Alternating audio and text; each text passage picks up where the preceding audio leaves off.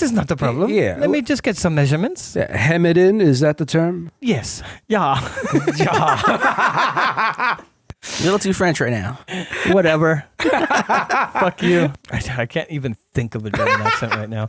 As he walks over and begins to measure you. And this is for? I have a family friend's wedding. Oh, by Corex. A wedding. Yes. Corex will be very happy. Wonderful. Just yourself or you are bringing a guest? This is just for me. Just shopping around vendors to see what availability that they have. Oh. He's going to stand up and start rolling up his little measuring tape. Since you're not immediately buying something, he's not immediately going to measure you. You're more than welcome to shop around. Do you have... It really is. I don't know why I went. I can't. In my mind, German and French, they're the same thing. Be my guest. Be my guest.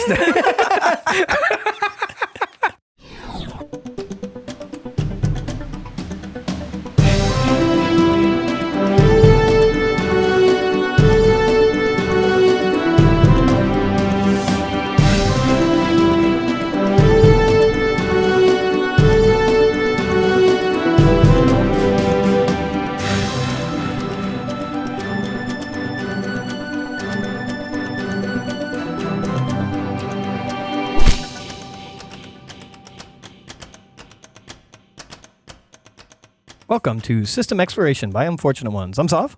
I'm Nix. I'm Greythorn. And today we are going to be exploring in our session 1 of Daggerheart.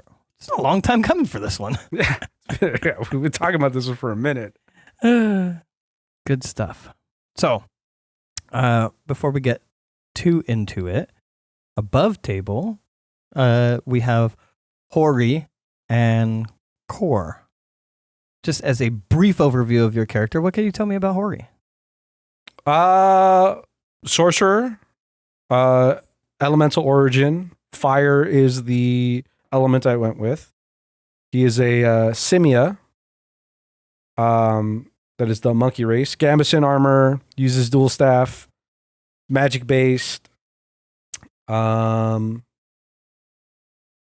don't know how much more. That's fine. That's what you want to share about your character. If you don't have anything necessarily fleshed out or that you want to share about personality, we could do that in game.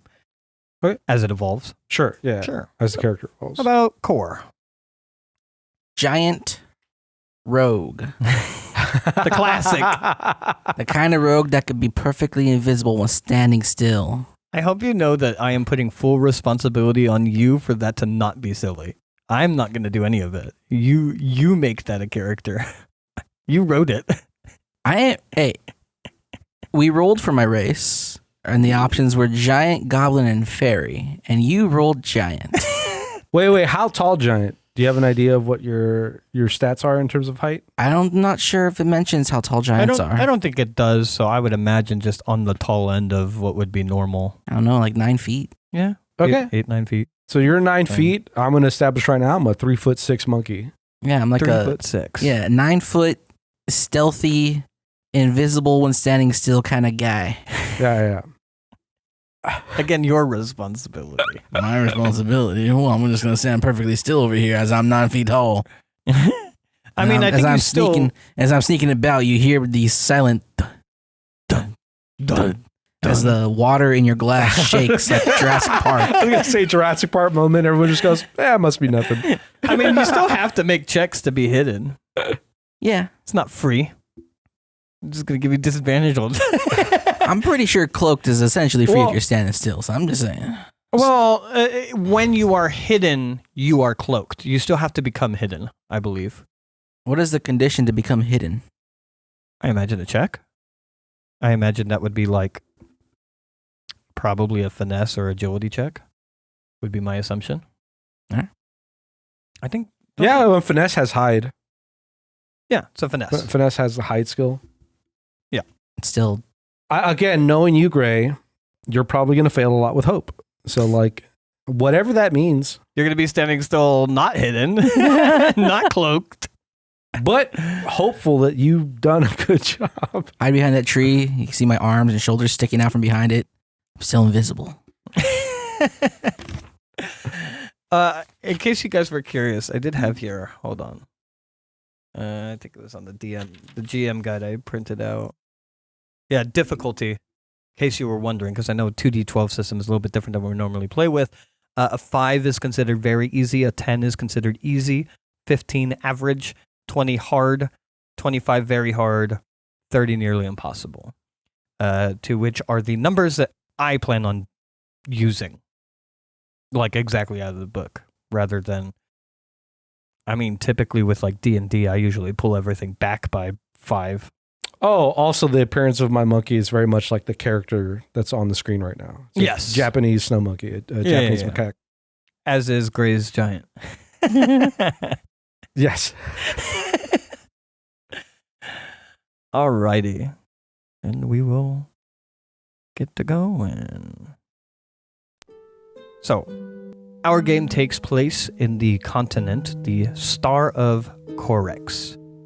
Corex being the name of one of the gods in your pantheon, is the god of creation. We exist in this star-shaped map in the center, the pentagon center of the map, which is the region known as the Heartlands. In the Heartlands, there is a city by the name of Naevor. Naevor is both the name of the city and the name of your primary god within the pantheon, which is the god of order. Naevor is run by a theocracy, by the Church of Naevor, as the head figure, the voice of Naevor, listens and interprets Naevor's will and sets out decrees for Naevor's will to be enacted throughout the hierarchy that is both the church and the government. Naevor, as a city, is a relatively well-maintained and well-ordered stone architecture city with high spires. And in the center of the city is a grand cathedral. This is where the voice for whom listens to Naevor lives, as well as other members of the church. There are also chapels all around this stone-paved city, as some of these chapels might exist on main streets, some of them along the canals that cut through the city. As you are in the center in the city, near the church is the nicest and most well-maintained. As you slowly branch out into other districts where there may be merchants and guardhouses of the local law and things like that, the further you get out, you get the residential areas and merchant quarters and things like that towards the perimeter. There are walls that surround this very secure city. And within these walls, there is truly very little crime. Crime in this city is very well organized. It is hardly ever on the streets or out in the open. You will hardly walk by an alleyway and see some drug deal going on, as crime is cracked down on hard. It is not uncommon to see someone hanging from the gallows with a missing hand as their second defense to thievery. When there is crime, it is eradicated, as order, above all else, is held very dear to the city and region of Naevor. And within this city and this government and the church, one of the branches of the church is the inquisitorial order. And the inquisitorial order is ran by one of the 4 archpriests. Under them, there are 12 priests, each one a different finger of this branch. And for each high priest, there is an inquisitor. These inquisitors are where The voice of Naevor is Naevor's voice and will. The Inquisitors are Naevor's judgment. These are extremely powerful beings. They were either taken or given as children, sent away from the city, if they were found in the city, and this is not an uncommon thing. And they were trained for a long time. It is not known how many kids were sent to train. What is known is that these relatively young individuals, around the human equivalent of a 25 to 30-year-old, there are only 12 Inquisitors. And I don't think anybody has the expectation that only 12 were sent out to train. But there are 12 that came back, and there are 12 that holds Naevor's great judgment. They seldomly speak. They go where they are sent by the church. They root out grand insurrection and heresy and stomp it out with the might and gifts granted to them by Naevor himself. These are divine warriors. And in the city of Naevor, they are hardly seen. There are only two that operate within the city. One of them is within the same branch that our player party exists within. This Inquisitor's name is Solvar. Solvar is your Inquisitor. You hardly ever see or interact with this individual. Much like as it is an Inquisitor's job to eradicate disorder, heresy, and insurrection, far down in the hierarchy, there are the Vigils of Naevor, investigators set to undercover seek out, root out, and even often themselves eradicate lower level crime and heresy, sacrilege, things along that line, and that is who you both are. Vigils of Naevor. You are often given tasks to tend to specific things, but again, crime here is very organized and in the shadows. Oftentimes this means deeper investigation and finding these things before being able to eradicate them. You yourselves are answerable to a deacon. The deacon specifically that you answer to is Deacon Ashlow. And Ori, you have recently been tasked with rumors that have beset the city. Strangers that have come. This is not extremely high priority.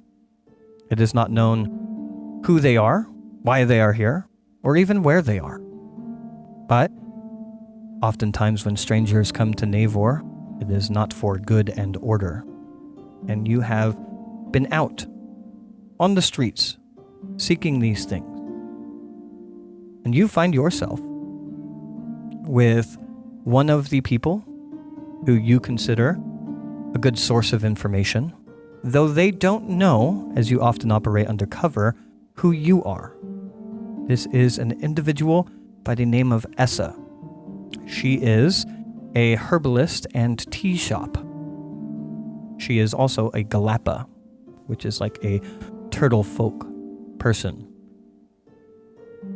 You have made very little headway thus far figuring things out, but this conversation so far has been the best information you have had in terms of finding these strangers and what they may be up to. As Essa pours you a bit of tea.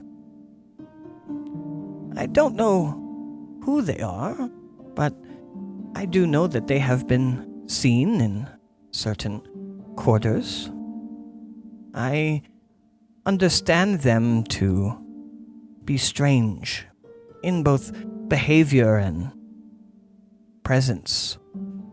I myself have seen these strangers on the banks of the canals in the canal district. What do you want with these people? As you know, Essa, I like to have conversations. And, I find myself interested in the new stranger, new group, new mannerisms. You have always been pleasant anytime you've come to my shop, as she will hand over the tea to you, as you sit on a mat on the floor with a little table, maybe about a foot high, where the pot is otherwise sitting on. I don't know if these are the types of individuals to sit and drink tea with a stranger. I prefer those that share our values, typically. Sure, but if they have not heard of what our values could bring to them, it's an experience for them. If they've not had tea, tea is wonderful. Maybe having a conversation could show them what it's like to live under Naevor's order. Perhaps. Well, if you should see such individuals, she's going to kind of like roll over and lean and grab something as she hands over to you a little purse with a little bit of what looks like jasmine-like tea in it. You can win them over with this, and maybe send them my way. I can always use customers. I'll take a little bit of a smell of it. Smells wonderful. Strong scent. Did you grow this yourself? Oh, no, I tend to walk through the canal district every Sunday to see what goods are coming in from the outside worlds. The heartlands are ripe with fresh leaf. This is where you saw these people, correct? Yes. Did you? I saw some outside. Oh, I forget his name, but there is a clothing shop where they sell common goods, you understand, not those of the church, but those of the folk in the canal district. One of them dropped something in the gutter. I thought about telling them, but I don't always like speaking with strangers like you do. Did you notice the thing that they dropped? Before falling into the gutter, it seemed shiny, perhaps metal. Small, it could fit in the palm of your hand. Do you know where exactly? Maybe if I find this, I can return it to them and it would open the way for having a conversation.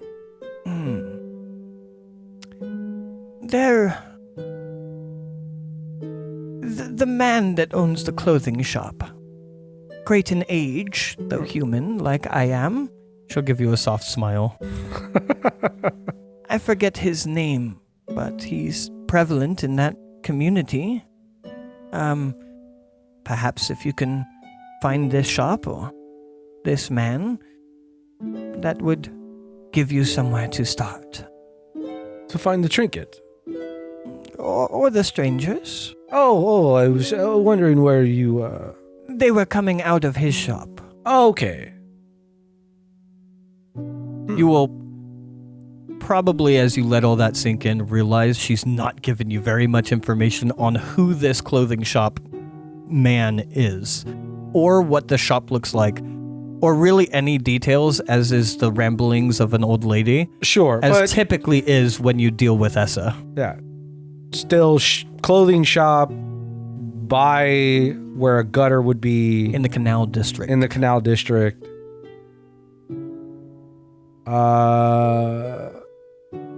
I was going to ask what she saw them shopping for, but it was clothing. And it was as they were exiting. She didn't see them. Yeah, it was shopping. As they were exiting the clothing shop. Trying to think of what else would be. I know, it's the ramblings of an old lady. Mm-hmm. I don't know how much more I could. You could maybe get more out of her if you kind of sparked her memory on things, but as far as what she will say, is going to be ramblings. Yeah. I would probably... I'm trying to think of what would be important things. Did you happen to notice like a direction that they were walking away from this tailor? Did they look like they were visiting another shop? Perhaps. They looked to have coin and be shopping around. The clothing shop, I forget the gentleman's name, but is more on the edge of the district, and they were walking deeper into it. I don't know if that means they came from the district or were only now entering it. Do you remember the signage of this man's shop? Color or the storefront? It could have been blue, maybe green, or perhaps somewhere in the middle. I don't remember what it said. Something about fine clothing. A bit of a misnomer. I would probably extend to have like a pleasant conversation for the next 20 or so minutes. Sure. While drinking the tea, finishing that up. As you have this pleasant conversation and stay in as tuned in as you need to be for what is otherwise just pleasantries, you do know of another vigil who operates within that district, who knows people within that district. You could always reach out to them. Yeah. And you could do so either by just seeking them on the streets or by going to your deacon, Ashlow, and asking where he might be. After the pleasantries, I will part ways, probably finishing up or grabbing an order of tea that I would normally purchase here. Sure. And then... Cost you a couple of coins, but nothing crazy. Yeah, and then I will make my way first probably to the district itself, where I think I would normally find my friend. Sure. Or the person, or I don't know if friend is correct, but the person I've worked with before. Many times. Yeah, many times. You know Core. I would very well. Yeah, I would casually call him my friend. Very easy to spot if he is not trying to not be spotted. Sure. Give me either a knowledge or instinct check. Oh, and by the way, I'll go instinct. Do not forget, you both start off with 2 hope, and I start off with a fear per player. So you give me the total. Yes, but also I forgot to, in my head, decide which one is hope and which one is... So I would say more than likely fear more reds and hope more blues. Okay, we'll do that. So my red is fear, blues is hope. That is a 3 with fear.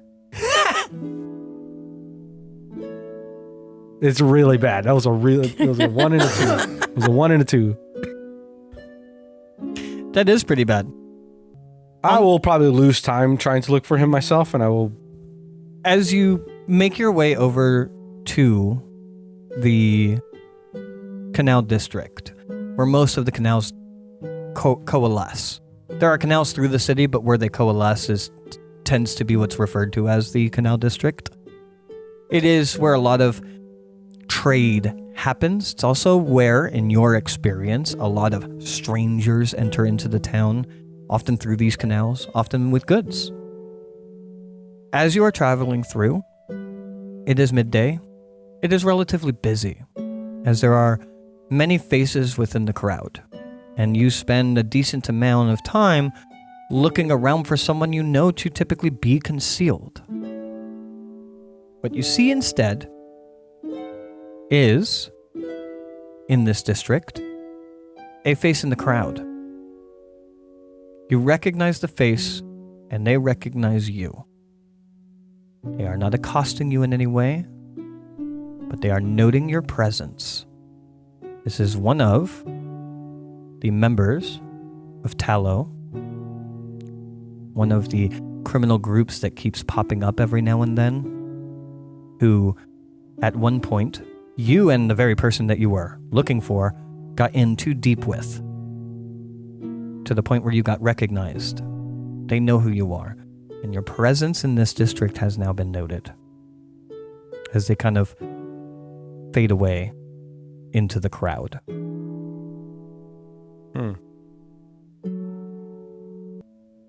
I will probably continue my quote-unquote search for a good, make a purchase, and then make my way out of the district. Sure. Can I, as I'm I'll probably take a long route back to, I assume, where my deacon would be. One of the chapels. One of the chapels. I will take a long route around. And in that route, at some point during that, I do want to make an attempt to see if I'm spotted. Oh, I forgot to add a fear because you failed. Yeah. I don't know what that would be to make a check to see if you've been. Yeah. I believe instinct. Oh, I also, I don't think it makes much of a difference. I forgot to add my instinct to that. You rolled a 3. Yeah, it was a 5. Yeah. Didn't make much better. I made it. So again, going back to by the books difficulty, I made it easy. It was DC 10. No. It was you bad. rolled a 3. It was bad. But yeah, I'm trying to see if I'm being followed in some way. Sure. Give me an instinct check. That's with hope. It's a 13, 15. 15 with hope? Yes. Sure. So I add a hope. You add a hope. As you are looking around to see if you are followed, you are making your way from that canal district, pretending that you are being shopping, into the Lamplight district, which at the moment doesn't live up to its name. It tends to live up to its name more so at night, as where a lot of candles and lanterns and whatnot, or even torches, would be used to light the city. In this district, at night, it is lit by lamps. These lamps have a paper dome above them, and during events and holidays, they are released into the air. But typically, each night, they would be anchored. Now, at the moment, none of these are lit. As you are passing through, you look around. You do not see anybody, nor do you think you are being followed. You get that sense more so just that your presence was noted. Sure. For whatever that means. As this is happening, I'd like to pause. Core, you are actually in the Lamplight District, potentially, with the success with hope, in a place where you will be found by your friend, or otherwise you might find him. You are not currently on a task. You have been by Ashlow told that there has been rumors throughout the Heartlands of a sacrilegious artifact that seems to, if the rumors are believable, slowly be making its way towards the city of Naevor. Now, you don't even know if this is necessarily true. You are not specifically on a task at the moment. There is not always inquisition needing to be done, at least not within the city, not at your level. But, as there may be some sacrilegious artifact that perhaps has made it into the city of Naevor, you might be somewhat tending to it. The Lamplight District, typically, you can consider a much more impoverished area. In fact, the Tallow, that group that you have otherwise been noted by in the past, and unbeknownst to you, Hori's presence has recently been noted by get their name from this district, truly. Tallow being the rendered fat that the lamplights in this district use as their fuel. There's even a smell of the rendered fat that burns in the city. It is a more impoverished part of the city, and when crime pops up, oftentimes it pops up in this district. Though it is a district, again, that for the most part operates above board. Crime is hidden in this city. But you've been doing this for weeks. On a given Tuesday, I guess we're canonizing it's Tuesday. On a given Tuesday, around late afternoon, where might you find yourself? Is there... What would be the common area of the district? Like a square or something like that? Yeah, sure. There would be a square, like an open courtyard. And then what would be the typical not so common places for people to hang out at? Not so common? Yeah.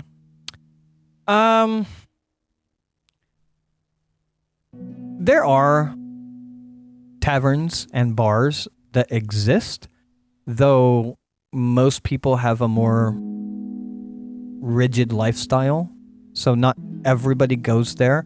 They are also eateries, so it's not uncommon to go there, but that would be perhaps a somewhat less popular thing in this area.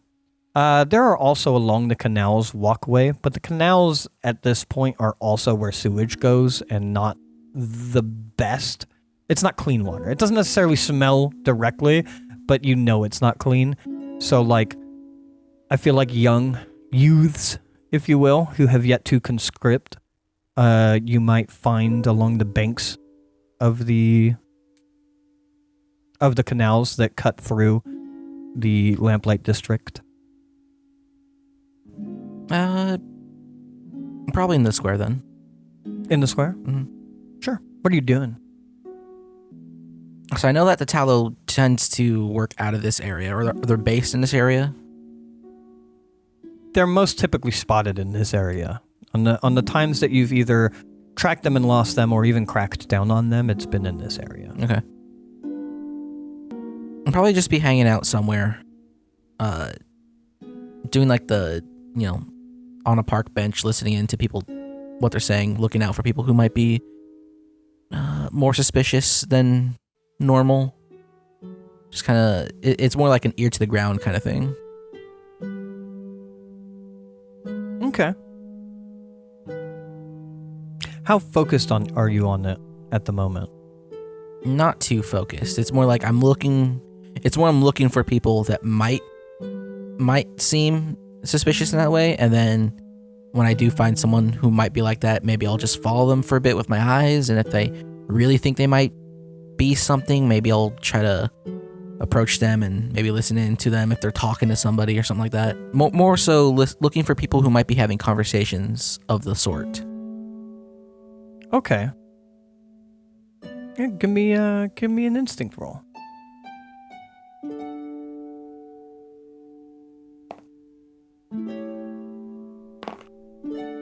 Oh.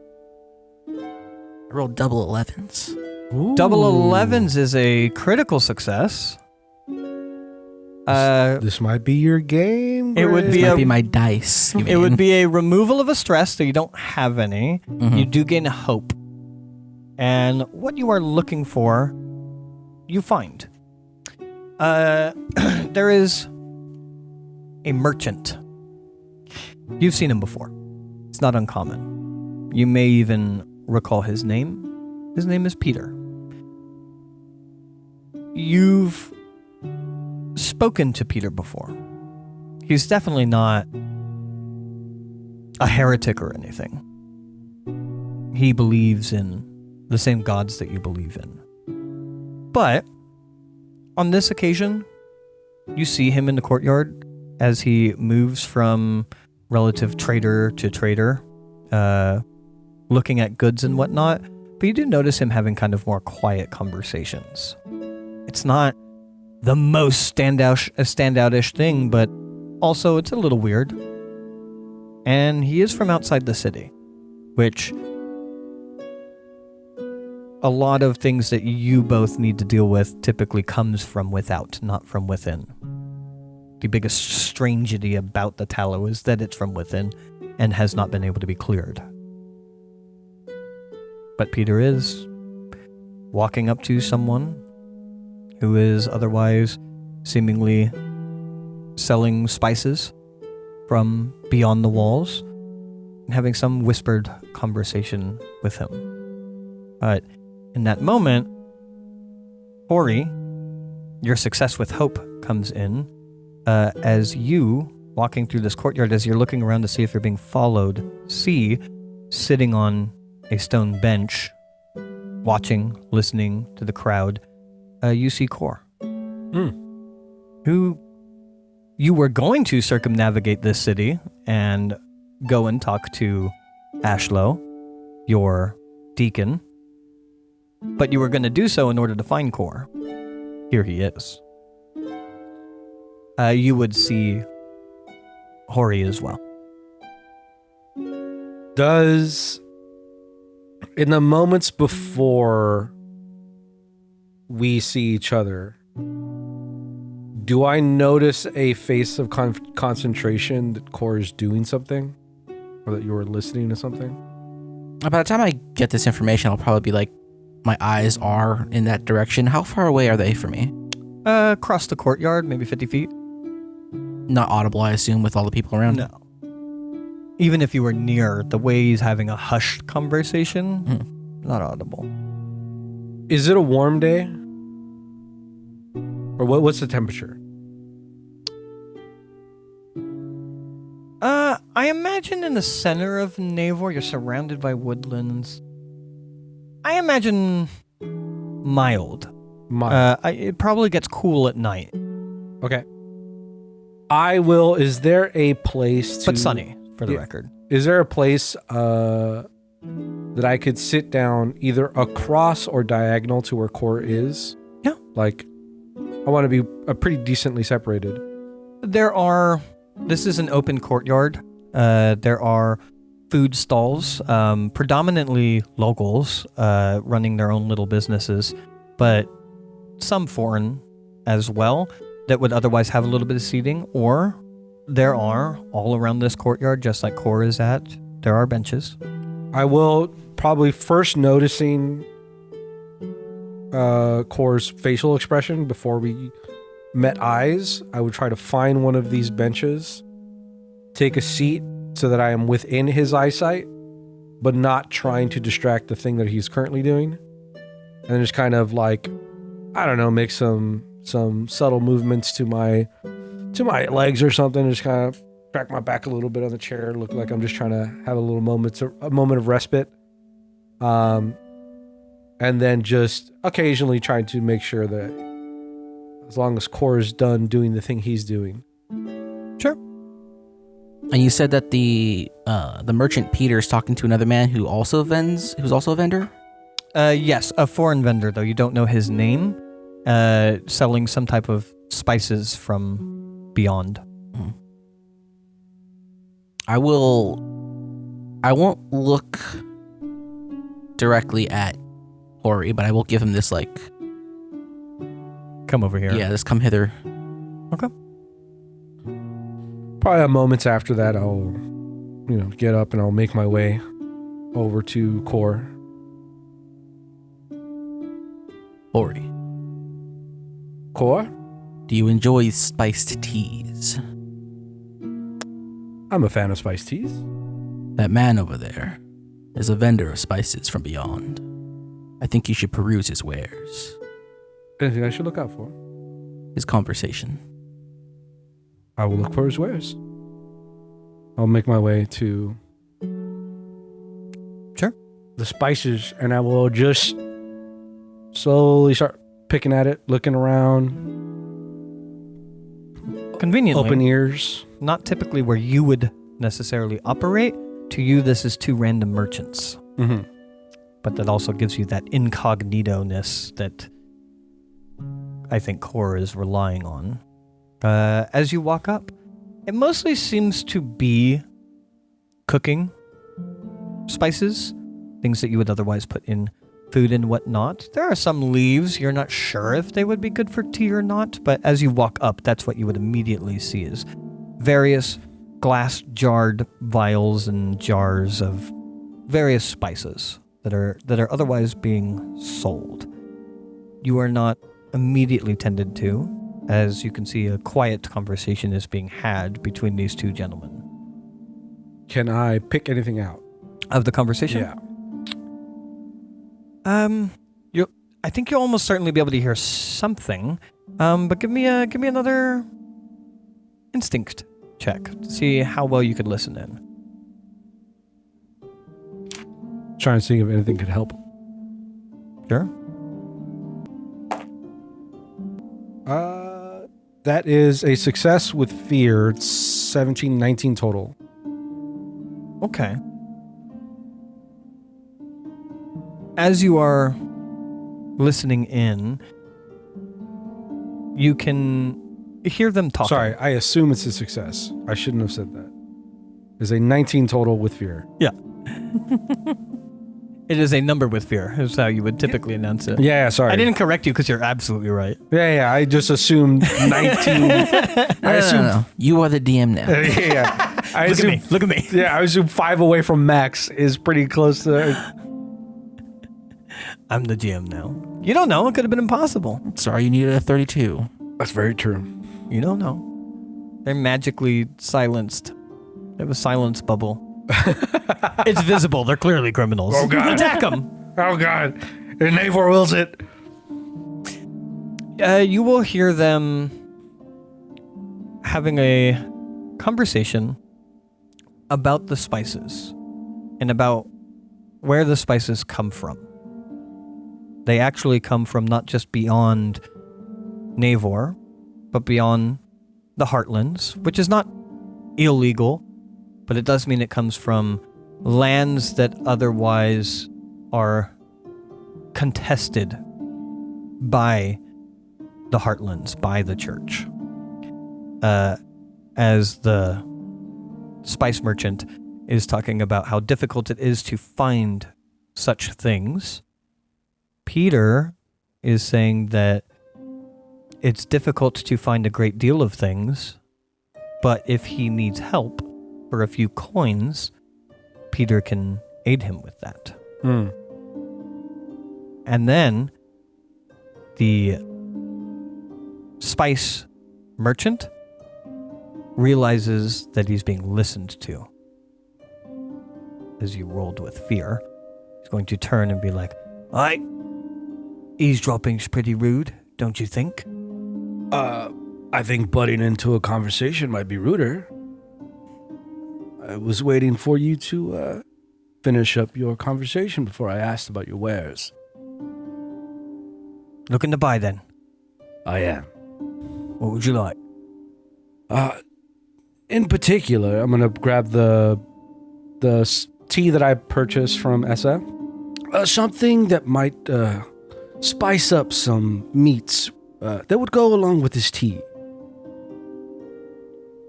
He'll look at it and Feel free look to at his wares. give it a whiff. Sure. He'll give it a whiff. His face is still kind of scrunched up. He doesn't like that he was being listened to. But he'll give it a whiff.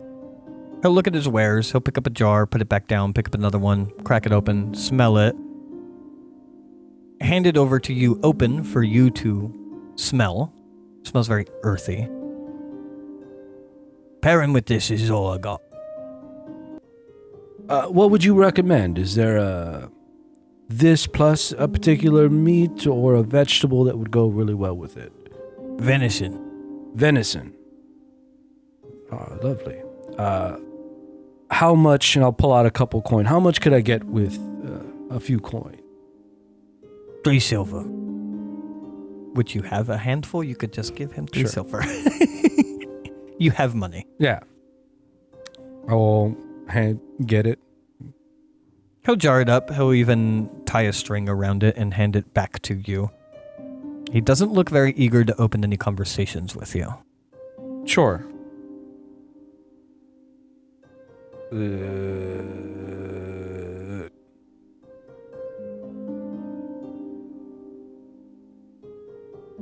I will just probably, as I begin to close it up, put my packet away, probably look up, probably acting as if I don't even register that he is trying to be disregarding me. Sure. Go, do you have a cycle of these herbs? Do you have a rotation of goods potentially that you go through? Maybe something I could check out next time you are here. Is there do you have like a scheduled shipment of anything that comes in new? Nothing like that. Collect them myself. I'm sure I'll be leaving out once these are all sold and come back. Check in a few months. Few months. Oh, lovely. Thank you very much. I look forward to the venison. He'll give you a respectful nod. It is out of cultural politeness. He does not like you. Sure. I stab them both in the heart. For Naevor! Lay swift justice! Lay swift justice!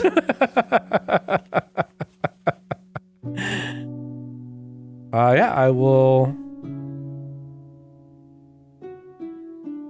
As I walk away from him in the direction of Core,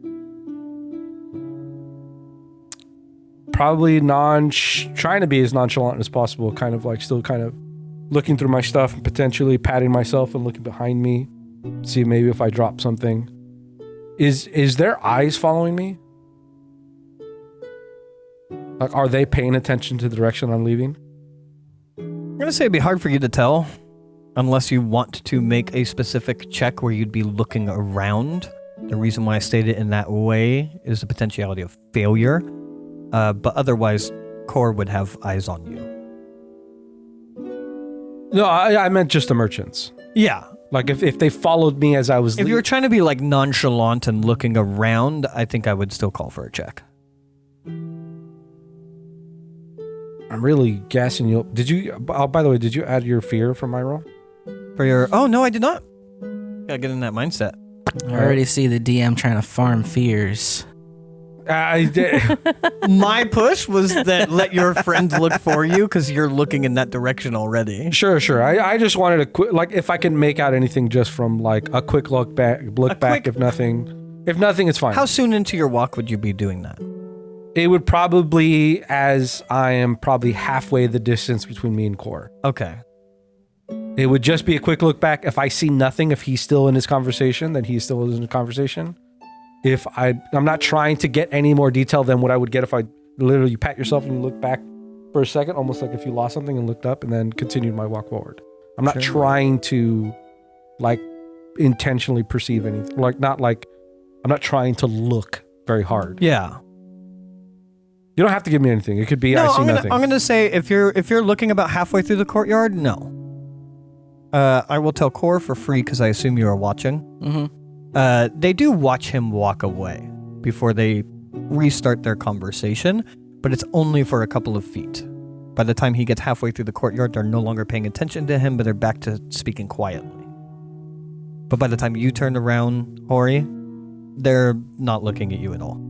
I will probably, as I'm making my way towards Core, I will look at him and probably give some indication of if it's okay to sit or to continue, if I should continue moving. I'll get up and start walking, like somewhere out of sight of the merchants. Okay. To meet elsewhere. Yeah. Sure. Yeah, why not? We get attacked. Kind of. As you kind of make that little connection with Core in your very concealed mannerisms, you will once again see a face in the crowd, as I'm going to spend a fear. I see it. Another one of the tallow. Again, not necessarily doing anything in regards to you, but again, just noting your presence here. Potentially they followed you. You felt pretty confident they hadn't. You would know that the Tallow wants about as little to do with you as you want them noticing you. Sure. The Tallow discovered me and Core, correct? Yes. Though you have not met up with Core by the time you see this. Yeah, I just person in the don't. I just crowd. don't want to. I don't want to link up with Core Immediately. Sure. So yeah, continue moving. If Core looks like he's potentially stopping around a corner or something, I will probably, in that same way that only in the direction of me facing him, I would probably either like little foot move forward or just like I'm continuing forward. I'm continuing to walk. If that is, I don't know what your plan of where we're meeting is. I was gonna go like if there's a building or like an alleyway that I could cut into, and then maybe just stop there around the corner. Sure. I will probably. So if you cut into the alleyway as we probably pass each other, I'm probably gonna kind of signal to me, and then probably do a little bit of a loop with my finger. I'm probably gonna loop around and meet you on the other side of the alley. Okay. Sure. And as I'm making that kind of broad loop, I would like to look again. I'd like to make sure I'm not getting. Let's farm some fear for you, dog.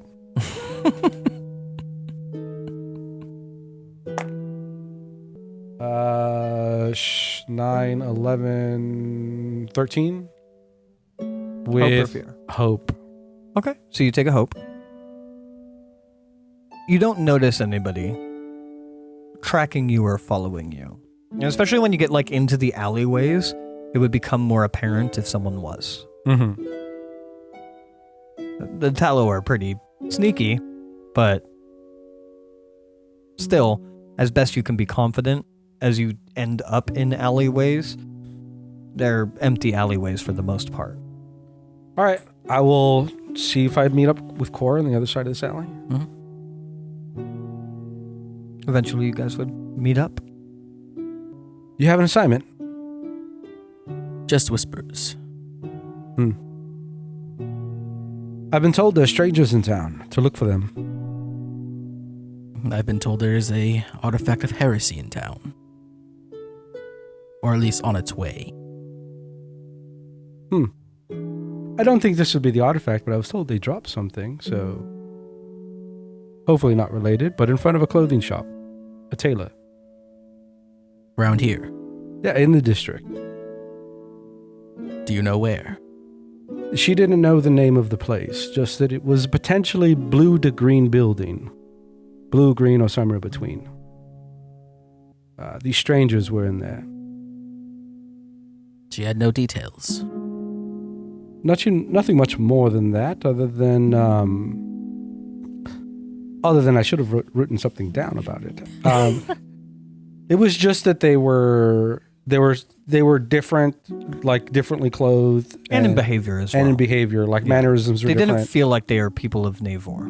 Yes, You would expect them to be from, at the very least, outside of these walls. and they were. This is the best clue I've gotten from being the task that there is a group of people Yes. that are okay. This is you finally triangulating it to the Canal District, there being strangers.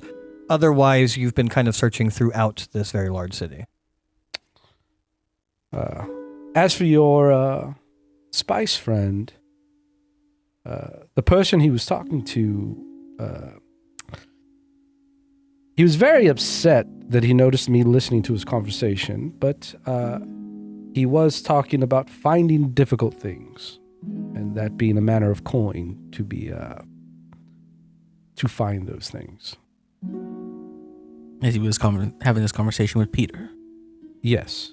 Do I know what kind of wares that Peter usually deals in? I would say whatever he can get his hands on. He often comes to the city with different types of wares. He's from the Heartlands, right? He's from the Heartlands, yes. You would presume both of these people are more than likely, but neither of them are from Naevor, the city. The city. Yeah. But Peter comes in with different stuff. when he can. He buys and sells goods on the road and then brings them to the city. Just like a generalized traveling merchant. Yeah. He couldn't wipe away a level of ugliness and unfriendliness from his face once he assumed, rightly so, that I was listening to his conversation. Well, there's not much to go off of. I've also noticed, I don't know if you have, but I have noticed a couple of times already that I've seen a tallow face in the crowd. And they've seen you? Yes. I've noticed them noticing me. Have they been following you? Not that I've been able to track. It's one of the reasons why I did this little loop-de-loop. I'm going to look down the alleyway behind me. Sure. You don't immediately see anything. And again, alleyways, not much foot traffic in alleyways, so any faces that would be here, you'd be very easily able to spot them. There's not really anyone in these alleyways. Occasionally they're used just like you're using them for traversing the city, but at the moment they're empty. Well, it is possible that my whispers and your assignment may coincide. I believe so. Do you have any idea where we might be looking for this dropped object? You said the Canal District? In the Canal District, there is a tailor, and in front of the tailor's house, something was dropped into a gutter. I don't know the tailor. I know it's at the edge of the district. The moment you say that might sound a little more familiar. A greenish blue sign, edge of the district, along a canal. She said he was human like her and giggled about it, but she is a Galapa. I didn't quite know how to take that. She often rambles a little. I think you may need to find a new source of information, as yours is catching dementia. She might be. She is lovely for conversation. And she also keeps her eyes open for many things and loves to gossip. She's a wonderful source. Until she gossips about you. Potentially, yes. That could potentially be a problem. Well, this place sounds familiar. It is along a canal at the edge of the district. Should not be too hard to find. We may need to travel on these things separately. At least within the district. There's a chance that they know I'm here as well then. They could be looking out for you as well. Well, the two of us do stick out like a sore thumb. One of us a bit mightier sore than the other. Yes, a monkey man speaking of tea does quite stick out. It's frighteningly obvious. Sometimes I don't like the white fur. It stands out a little too much. Well, if they are following you, you should take the longer path. Will do. We'll make do you have an idea of the place, and then I can kind of make a little bit more roundabout way and meet you there? I'll give him that as best general you know location. Yeah. Sure. The sign probably stands out the most. Do you know the name?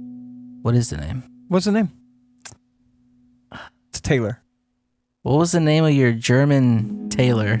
Oh, and G&G. Goodness. I don't remember. What was the name of that guy? Oh, good. That's a crazy callback. I'm just going to call him Hans. Hans? Sure. Now he has to be a German tailor. Hans. He is eccentric. If you like people who talk, he is one to talk to. I do love people that love to talk. So I will let you do the talking. Will do. Fuck you, Gray. It's so funny. Everything you just said is canon. It's so funny because I meant what was the name of the tailor shop. I have a character.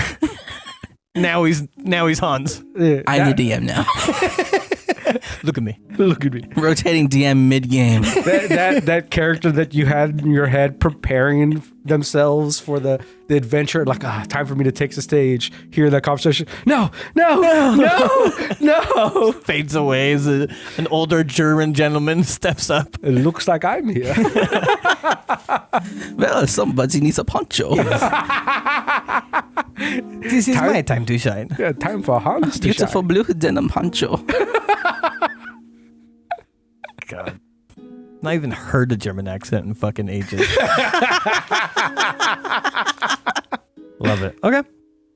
So you guys are going to otherwise split up, but then converge onto that location. Sure. Walking more directly, at least passively, you don't see anything sticking out in the crowd. Maybe occasionally you know someone just from your line of work. You might recognize a face here, you know a name there, but no one that sticks out, no one that's paying attention to you.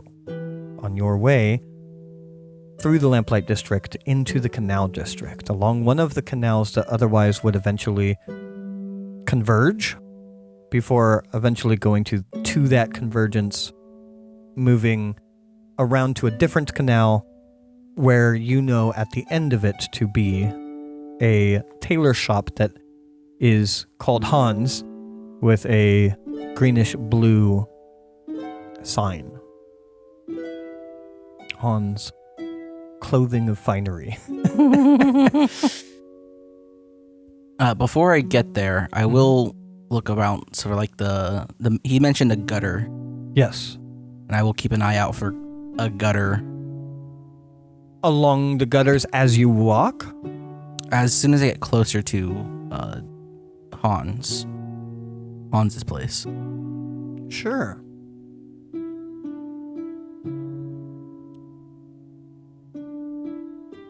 I'm not sure. So, like, I know investigation from D&D, but I know there's knowledge has analyze as one of its words, but then instinct has perceive or sense. I almost feel like instinct again. I'm gonna say instinct. Give me an instinct check. And this is not at the shop. This is like on your way. Okay. 20 with hope. Sure. So mark a hope on your sheet. I already have a problem with the system. Just getting too much hope. It feels every roll provides somebody a resource. Mm-hmm. And so it's promoting rolling all the time in my head, in my mind. Well, yes and no. So, real quickly, just to dive into this, I know we'll talk about it and take the damage, but like, I spent a fear earlier because I didn't want to collect fear yet. Like, it just felt like not the right time for me to be collecting shit. You know what I mean? And it's real, and it's going to impact the story, but I was like, oh, here's a potential in the moment, more minor way that I can spend my fear so that I don't have it too much. And multiple times I've thought about, like, just calling for a roll, and I was like, no, I'm going to step back and see what they do instead of calling for a roll, because I don't want to collect fear. Yeah. Right? And I also don't want to give you hope. No, that's TTD stuff. I Yeah. already have a spiel I can go off. Sure. from just this little system alone. Sure. Okay. You said it was 20 with hope? Mm-hmm. Sure.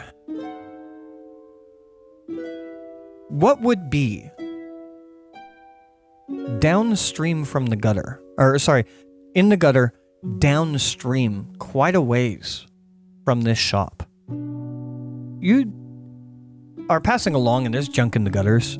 That's just the reality of the city, especially along the canals. Things eventually move from people's pockets to the streets to the gutters, and that's just a reality. But you do see something that has that reflective metallic nature. Okay. I'm gonna go take a look at that. Sure. As you pick it up, it appears to be a coin, but not a coin that you would spend. It is relatively flexible. It is made of tin. And then along the edges of the coin, there is fabric, that kind of like closes it so that the edges are not sharp. And then sewn through the tin is a symbol. The symbol is relatively an even, 2 lines crossing, 1 vertical line, 1 horizontal line, and the northern and eastern ends are also connected. So it's that kind of symbol. You don't recognize the symbol. I could draw it for you if you'd like. Yeah, please. If I had a pencil. Correct. Okay. Like a backwards, like primary school 4. Yeah, yes, a backwards 4. That's actually quite exactly it.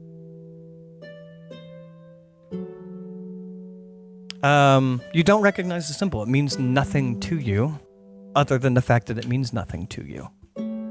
Okay. It's interesting.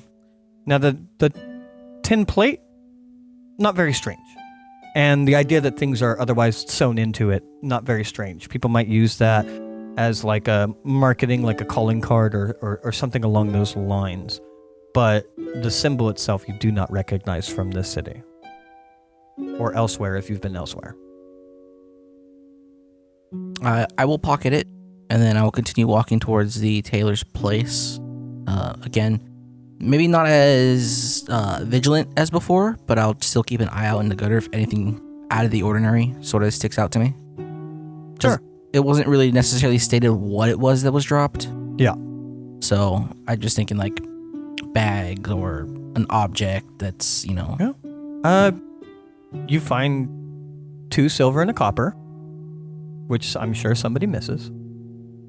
There's a dead rat, which probably makes you think twice about sticking your hand into the gutter water again. Yeah, well, I assume that's ordinary. Relatively, yeah. Maybe a bandana. Just otherwise scraps of things as you walk along the canals. They're relatively clean, but things end up there. Mm-hmm. As you find also a soaked through piece of parchment, but you can't see anything drawn on it. It's been soaked through. Mm-hmm. As you continue walking, though now you've stopped to do things, you will see Hori making his way around the corner, probably looking around because you don't necessarily know exactly where you're going, but relatively around the shop that you are familiar with.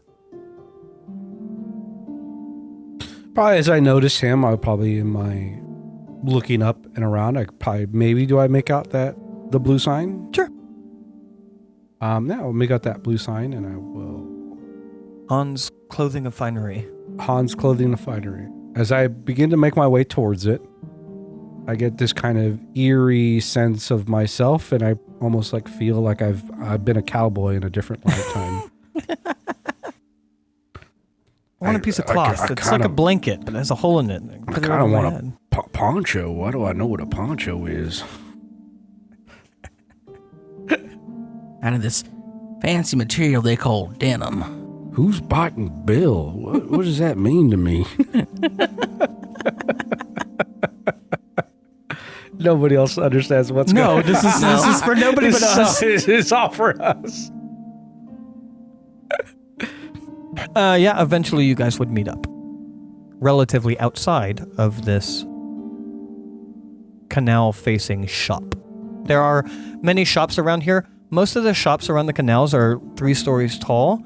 A building is not necessarily owned by one business. There might be multiple businesses, but the floor-level business of this shop is the tailor's. There's like a herbalist shop above it. You can get some killer tea there. And then it looks like a dwelling is actually at the very top. Did you find any trouble along the way? Nothing that I noticed. I'll reach into my pocket and I'll pass it to you. Do I recognize this at all? The symbol? Yeah. No. She said something shiny. It is predominantly shiny tin, other than the sewn in thread and the fabric along the edges. It was in the gutter a little ways back.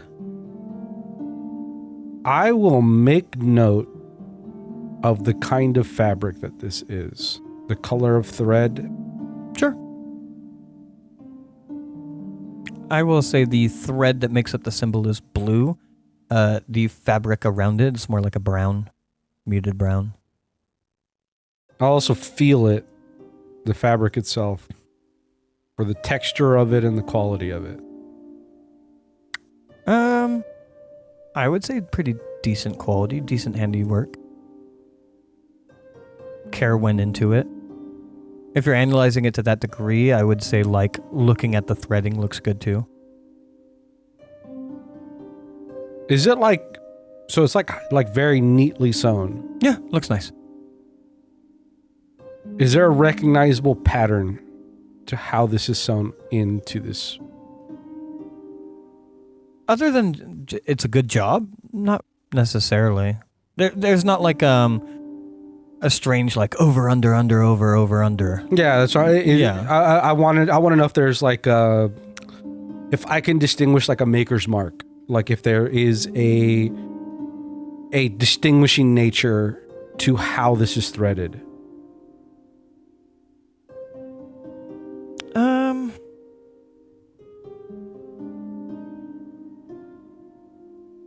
I almost don't think there would be, and then even if there would, I don't feel like I would be able to. You would be able to determine that, yeah. Sure. Just asking. Is this the tailor? Indeed. Well, maybe I have a wedding to go to. No, start walking into the tailor. As he enters, I'm like, "Well, tea ceremony," but he's out of earshot. Sure. Can I be within earshot? Sure. I'm confused as you enter. I'm like, or why a tea wedding? Tea's like your whole thing, my dude.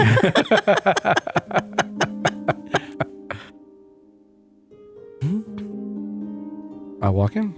Sure. There's a little bell that hits as you enter into the building. Not uncommon. Walking through the canals, you might hear bells jingling every now and then as you enter in to this lowest level, the first floor, being the tailor's shop. As you hear that little ching, you don't immediately see anyone. I will probably begin to. I'll ask. Is there an amount of like? Are there any kind of like fabrics or clothes that are on display? Yeah, it is mostly commoners' clothes. Mm-hmm. Like, it would be clothes that you imagine like a merchant or a trader or something, not necessarily anybody of any note or status would wear. Can I just start to peruse and look over them as Sure. I'm waiting for somebody to make themselves aware? Yeah. There are also prices, and they are of the coin or handful variety. None of this is very expensive. Mm-hmm. Like maybe a full set would be a handful, but everything else is just in coin Sure. denomination. Sure. Are you entering in as well, Cor? Staying outside? Yeah. Okay. Rather, is there an alleyway next to the building? Yes, but they are very thin here. So there are alleyways that bridge between the buildings.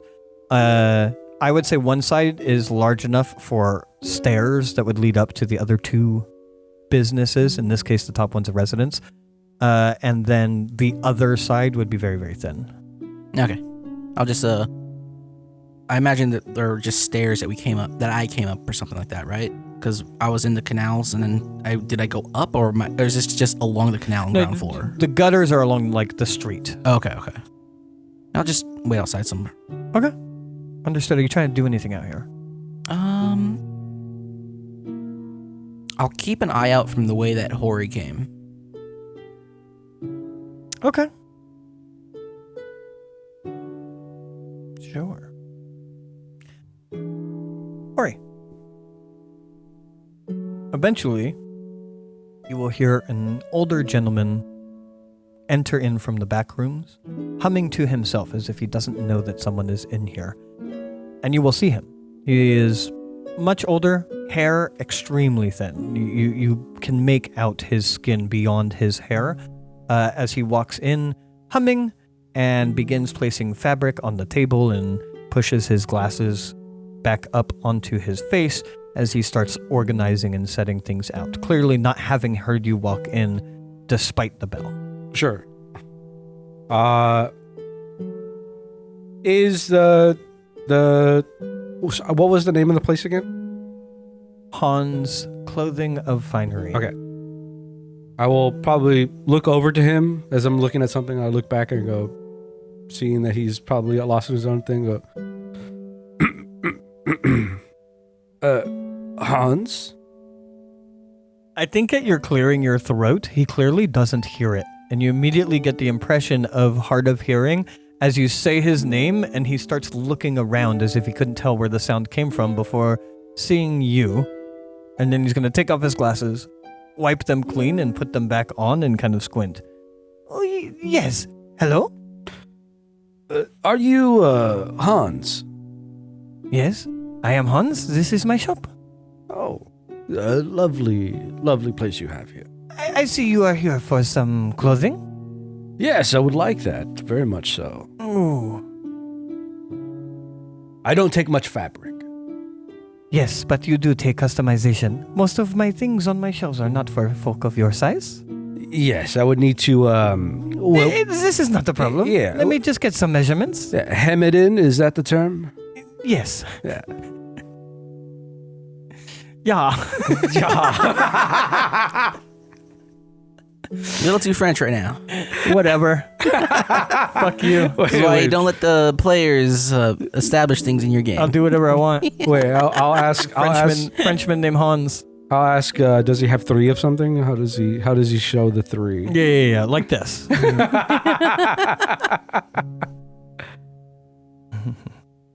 I can't even think of a German accent right now. As he walks over and begins to measure you, as he is kneeling down, taking measurements, and this is for? I have a family friend's wedding. Oh, by Corex, a wedding.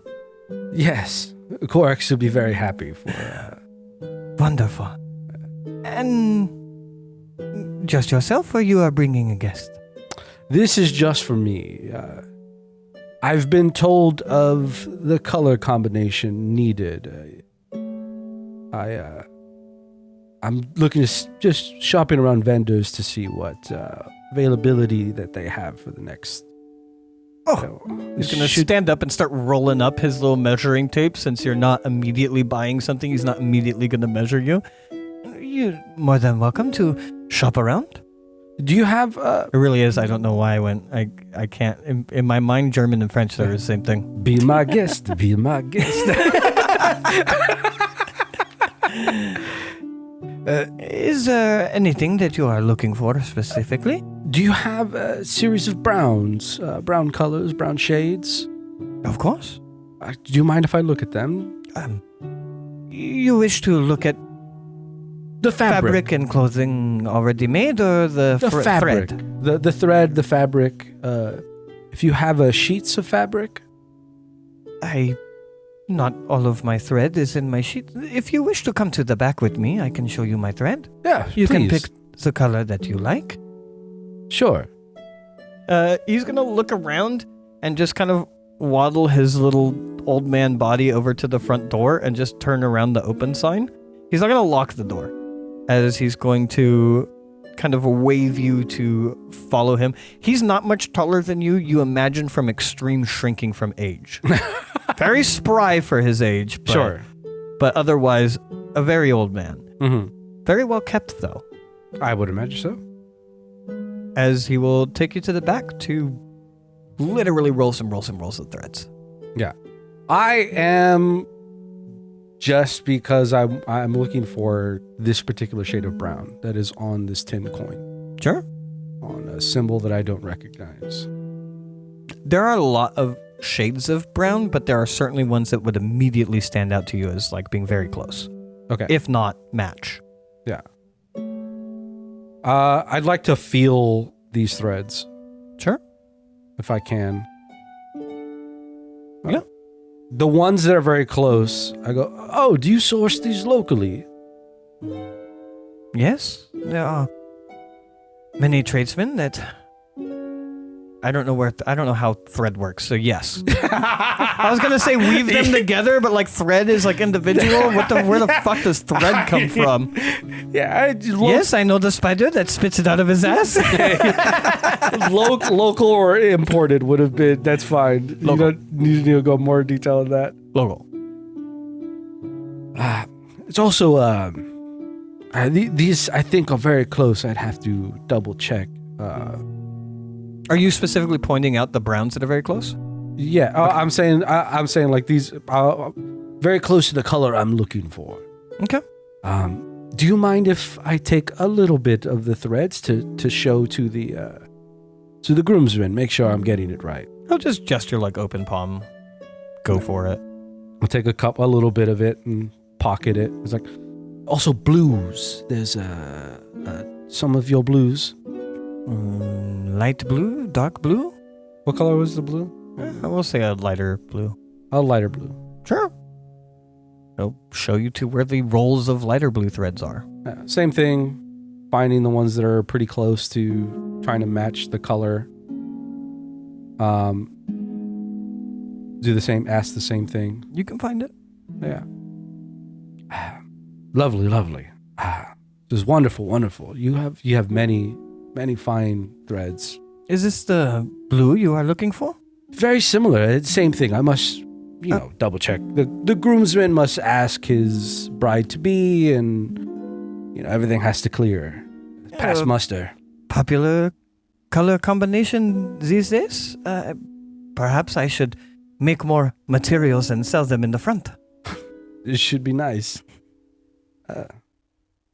Do you mind if I look some of your common clothes again in the front? Be my guest. I imagine your work is stand out. I would hope so. You take as much time and care with the casual clothes as you do the expensive clothes? Of course, I take care with any work that comes my way. That's how I get customers to come back. Thank you very much. I'll go to the front and I will start looking at the stitch work. Sure. I would say as close to determine what you were trying to determine. Similarly, there's no like pattern that you're going to see that you're going to be like, whoa! Yeah, of course. But it looks like good work as well. Yeah. It is commoner clothing, but it is done very well. Okay. I'm trying to think of an excuse to leave with something purchased. Is there like a set of child's clothes? Like a shirt, maybe. Like an open shirt. Sure. I'll look at it and go, how much for this one? Oh, few silver? You have a child? You said you are not going with a guest to the wedding? I mean, I Oh. As I stick my hands out and kind of gesture very to myself. insensitive of me. No. Small frames require smaller clothing. And True. Though typically children's styles are different than adult styles, I can make something specific for you if this is not a style of your liking. No, this is more of one. I do like your work, and this shirt, it's a simple shirt. Nothing. It doesn't need to be fancy, and I get to show the groomsmen again what fine work we're working with. If it fits. It should fit. Do you mind? I will, take my shirt down. Try on. Yeah. The fit, generally? Sure. Yeah. You fit in a kid size large, yeah. Wonderful work. And I'll hand over a couple of silver. And I'll, as much as I can, probably put on the rest of my clothing, probably even over that shirt. Well, thank you. If all of this checks out, I will make my way to you and we can finish up the measuring that you were doing earlier. Of course. Welcome back. Even if it is not for the wedding, there's plenty of daily clothes that you can purchase. Perhaps something a little bit nicer than what you're wearing now just for going out. Yes. As I imagine, since you try to blend in, you don't have the finest of clothing. No, I have relatively inconspicuous clothes. Yeah, I would imagine so. Do you think Cora can fit in a kid-size large? Maybe. What if he's standing still?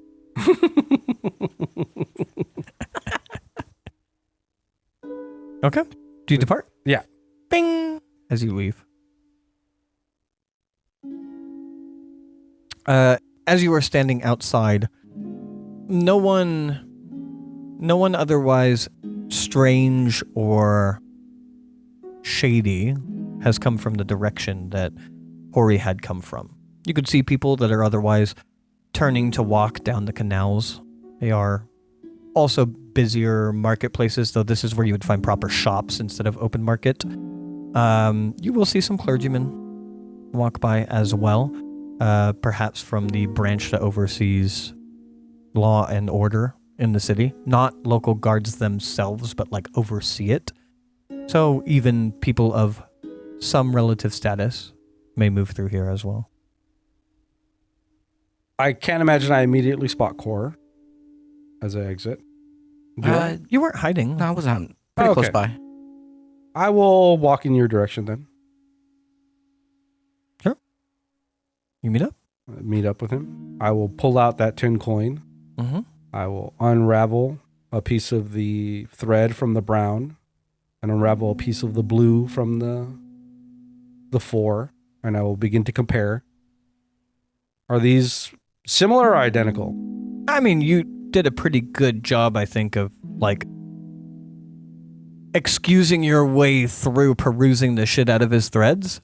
These are like identical. If it's not this shop that made it, the threads come from the same place. I didn't bother, or I didn't really look. Was that symbol just in his shop? Like, is this like Hans's fucking, you know? It belonged to the guy that we Thanos snapped out of existence.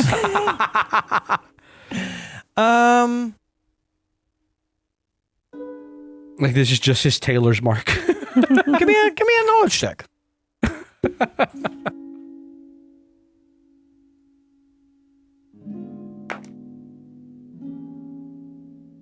Knowledge? Yeah.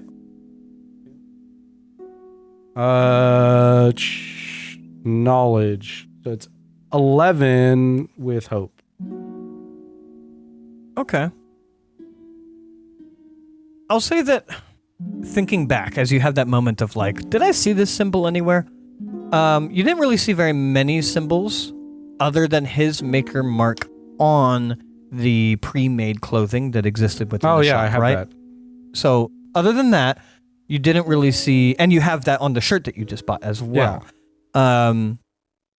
You didn't really see any symbols except for you did see in the things that he had pulled out and was like organizing when you first came in and wasn't paying attention to you, on what looked like custom jobs, custom symbols. Nothing that necessarily directly matched your thing, but he does do that. Sure. Yeah. He embroiders symbols onto stuff. Mm-hmm. Well, I didn't feel quite like asking him questions about a group of strangers walking into this place. I probably should have been more on it about that. But I'm going to make a joke that I refrained from making earlier, and this is the problem I see with the system. Just slowly reaching for my fear die. Go ahead. No, go ahead. I lost context of where I was. I'm sorry. What I'm doing. You said you were saying to Core you didn't feel like asking questions, but you perhaps should have asked questions about strangers. No. Well, I'm saying while I was interacting with Hans. Oh, you're saying out loud you lost it. Like while I was with Hans, I lost my focus of what. You're just too good at undercover is the problem. Yeah. But the threads match. So whatever these people had, and they dropped into this gutter. At least the threads themselves are pretty. It's pretty identical to what Hans has in there. How different could threads be? I don't know. Potentially, he says he sourced them locally, so it's a good chance if I go to any tailor, we'll have this same shades of brown or very similar. Probably similar. You feel pretty confident in the exact here. Yeah, these look. I feel like there's levels of the way dye can soak into thread. That there is some amount of distinguishing the colors.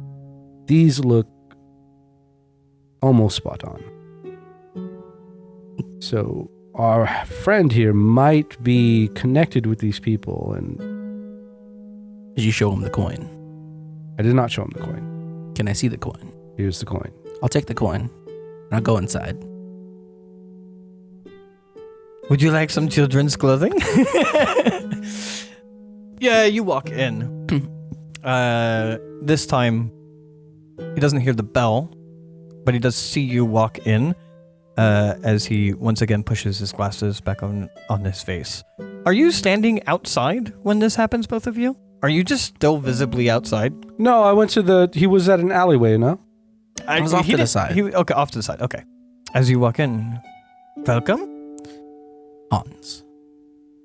Yeah, I'm not trying to make myself well known or well seen. You know of the shop. Do you know Hans? I bought a poncho from him. Okay. Yes. Core. Yes, I remember you. Did you need another poncho? No, I might be traveling in a couple days. Would not want to have it wait here. This is fair. I But don't have any ready, otherwise I would offer you that. I do have a question for you. A friend of mine who was out here buying herbs the other day mentioned some men may have dropped something after having come out of your business. Oh? Would you have any idea of new customers or any strangers that you've seen in the past few days? Yes, both. Some strange folk. I did not think that they were from Naevor. Came in asking me to make them a tin pop. Or rather, they brought me the tin and asked me to embroider the tin pop. What is this? What are you saying? A tin pop. Pop? Pop. Does that make sense to me as core? It might make sense to you again as these are like marketing tokens that people would otherwise hold. The tin is like in a sheet popped out into a coin. Oh, okay. Before fabric is added. Like a mold. Yeah. Kind of. Yeah. More like a cutout. Did they tell you the design? Yes. Does it look familiar to this? That's one that I embroidered. It was in the gutter, you say? I believe they have dropped it. Oh? Would you happen to know these men at all? Did they have names? They did not leave me their names. They... very strange. Very quiet. Did not talk a lot. They requested the order and picked it up maybe 2-3 days ago. Something like this. Did they order multiples? No, one big batch. And that's it. Maybe 20 pops. I see. Well, does not sound like they would be missing this, but it would be best for it to return to them. Mm-hmm. How many were there? Strangers? Indeed. I think I saw 3 different strangers that came to me. I think they are staying in the area because I have seen them walking by before. Do you have descriptions to clothes they wear? Relatively common clothes, though nothing as nice as in my shop. I did offer to make them clothes, but they did not seem interested. Their clothes seemed very Naevor-like, even though they themselves did not. I do know one place that you may find them, as he will, take the, request to take the coin. As he looks at the coin itself. There's no maker's mark, but there's only a few people that make pops like this in the Canal District. Only a Perhaps few. One of them made the pop. That is very helpful. Thank you for your time. And your work is excellent as always. More than welcome to come back. I can make you a poncho maybe when you return for your next trip. What season is it? We'll say spring. I will return when I am in need of a winter poncho. Understood. I will get some fleece to line it with. You can find some of these people that make pops. I don't know them by name, but there's, like I said, only a few, at least in the Canal District. Here. And he's going to take a piece of parchment and write extremely rudimentary directions within the Canal District. It's a decent sized district, and there are different canals, fingers of the canals that move through the city. But he'll give you the list of individual places.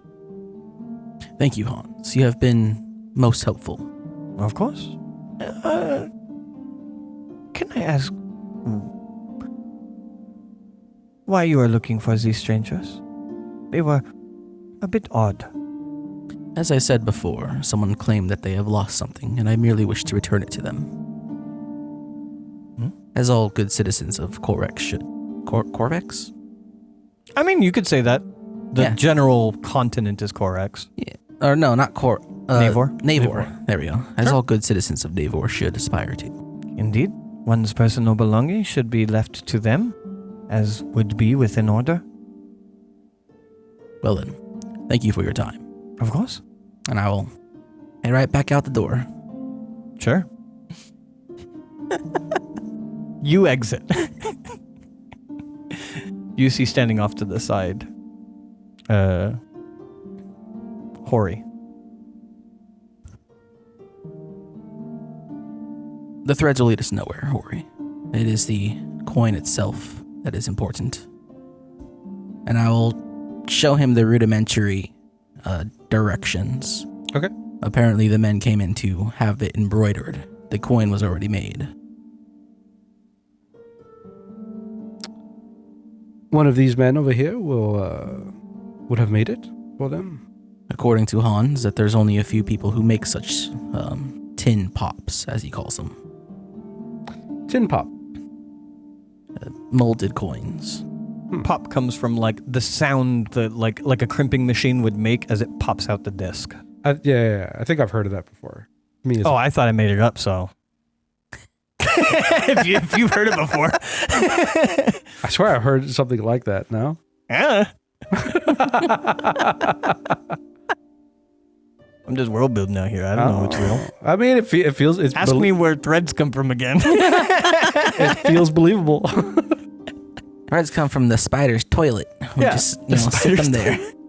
I mean, there's probably spider people. We feed them fiber and they spit out fibers in the way that we like it. Of course. And there's only a few. Well, how many did he list or label? 3. 3 people? 3 shops. Oh, 3 shops. All right. Do we make our way there? I believe that would be the best option. Let's go. As we start walking, he did mention that they were strange individuals who were not necessarily from around here. They sounded cagey, to say the least. What was your excuse to disguise your level of questioning? What do you mean? I simply asked the questions about the coin. I need to come up with better excuses to ask questions. I will point out only now that you were like asking about the colors, and he was like, "Oh, that's kind of a popular combination these days." Yeah. I assume. Yeah. I just used that thread on a bulk order. When you said that, I'm like, how do players just put fear dice onto your table without rolling? Look, man, I'm not a good investigator. I mean, you got the threads. Like, it's fine. So where's the closest one of these locations to us? Sure. I would say there's one further down on this canal. And then the other ones would be one block over this way, one or two blocks over that way. You want to go to the closest one? Mm-hmm. Sure. You go to the closest one. As you arrive at the location, this one's on the second story. So it depends on the building, but you guys would know this. Some of them, you have to go into the building to go up. They are very shared spaces. Some of them do have those exterior stairways. This one has one of those exterior stairways. It is the second story, which is Mulligan's Tin Shop. Mulligan's Tin Shop and Pops. So other tin things would be made here, but also clearly makes the type of item that you guys are the thing that we have. Yeah. Looking for. Well, it's kind of just our shtick. Ori, I believe you should do the investigating.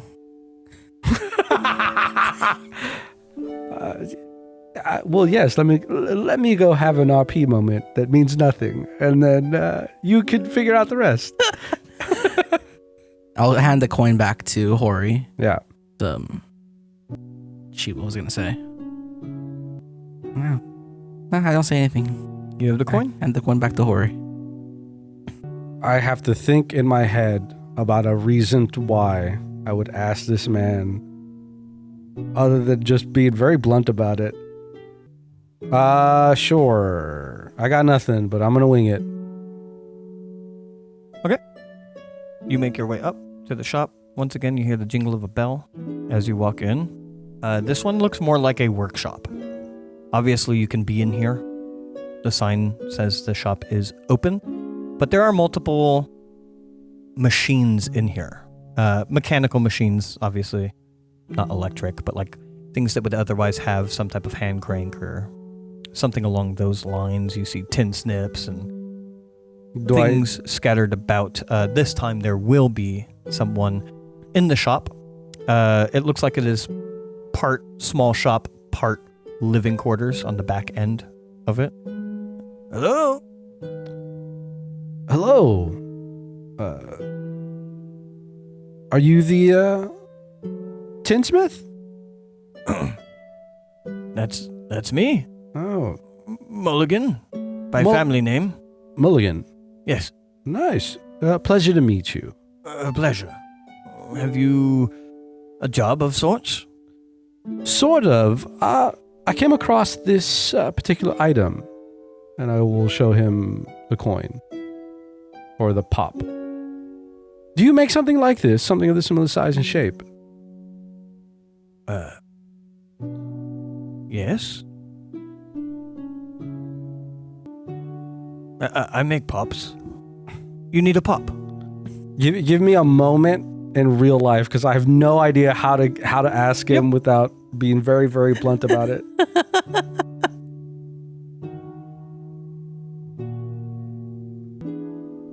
Well, time to hit the old dusty trail. You can't do this again.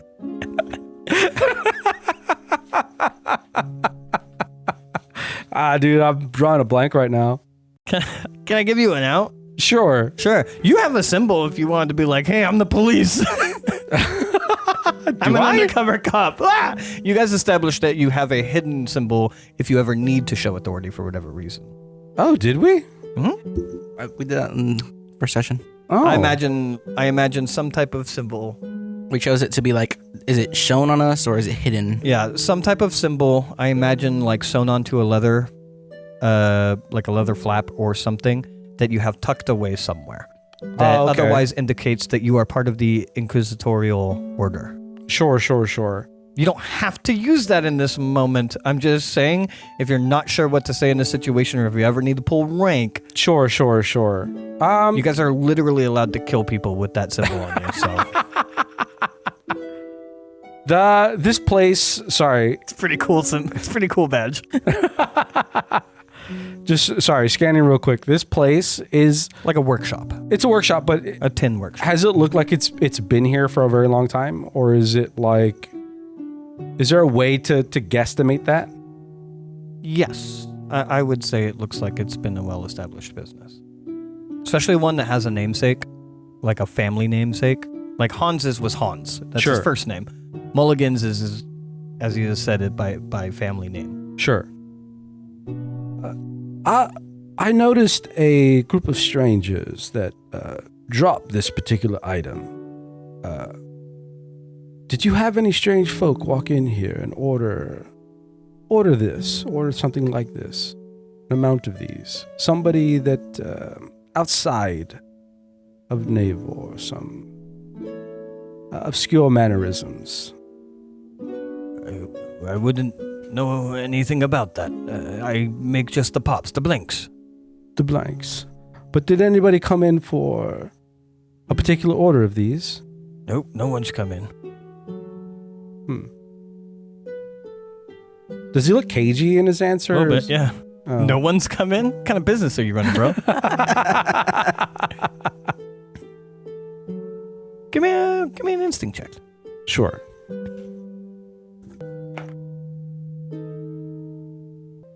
$14 with fear. He looks a little nervous. Maybe even a little clammy. I can check the back for any possible orders. Maybe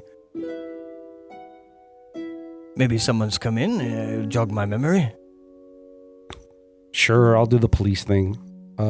I will kind of rummage through my bag and I will take this. Is it a symbol? Is it like is it a chain? I imagine it is. It could be on a chain. I imagine it's like a thick flap of leather that has some type of sigil of the Inquisitorial Order. Mm-hmm. That would be immediately recognized by anybody. Yeah, I will probably take that out, probably hold it in my hand and face it towards him and go, I would mind.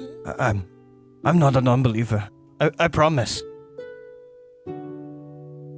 Just immediately there's a oh shit, the Inquisitors are here. I've not done anything wrong.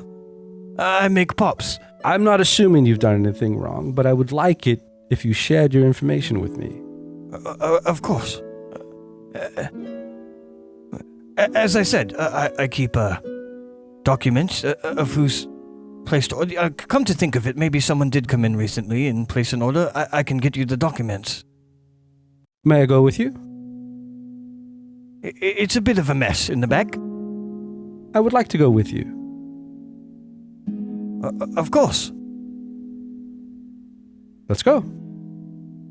He's going to very nervously kind of guide you through the shop. What would be behind a small counter, as most business just happens openly on the floor like this in the shop. Kind of like when you walk up to a mechanics in the modern day, you just talk in the shop. You know what I mean? Past that into what would otherwise be living quarters, as they'll kind of like open the door and gesture for you to walk through. Do you walk through? I probably, you guide the way. Of course. I'd be happy to, as he's going to step forward. Is this place a mess? No. Yeah. What was your insight again? Your instinct? Instinct was 14. Sure. With fear. He looks like whatever he's doing is collapsing. As he's walking ahead of you now. As he makes his way to, in this very humble home, it is half of a relatively thin building. You can see a living quarters, well-made bed.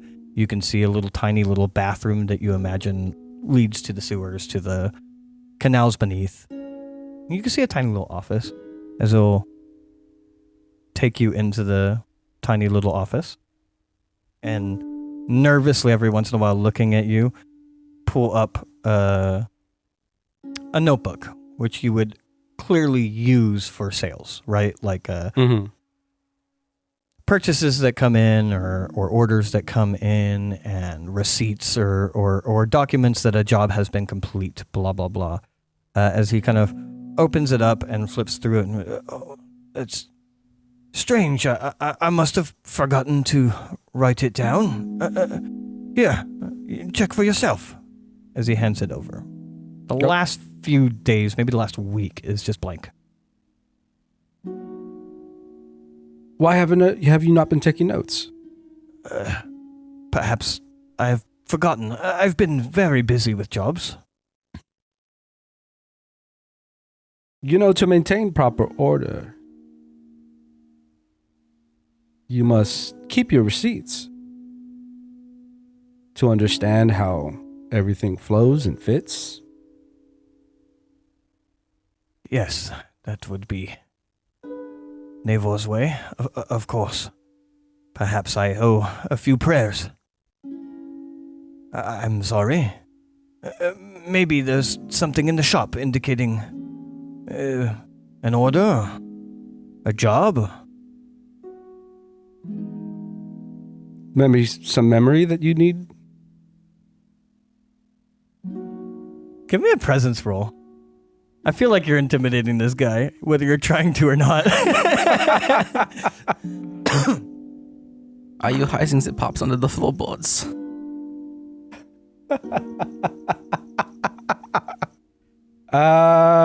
17 with fear.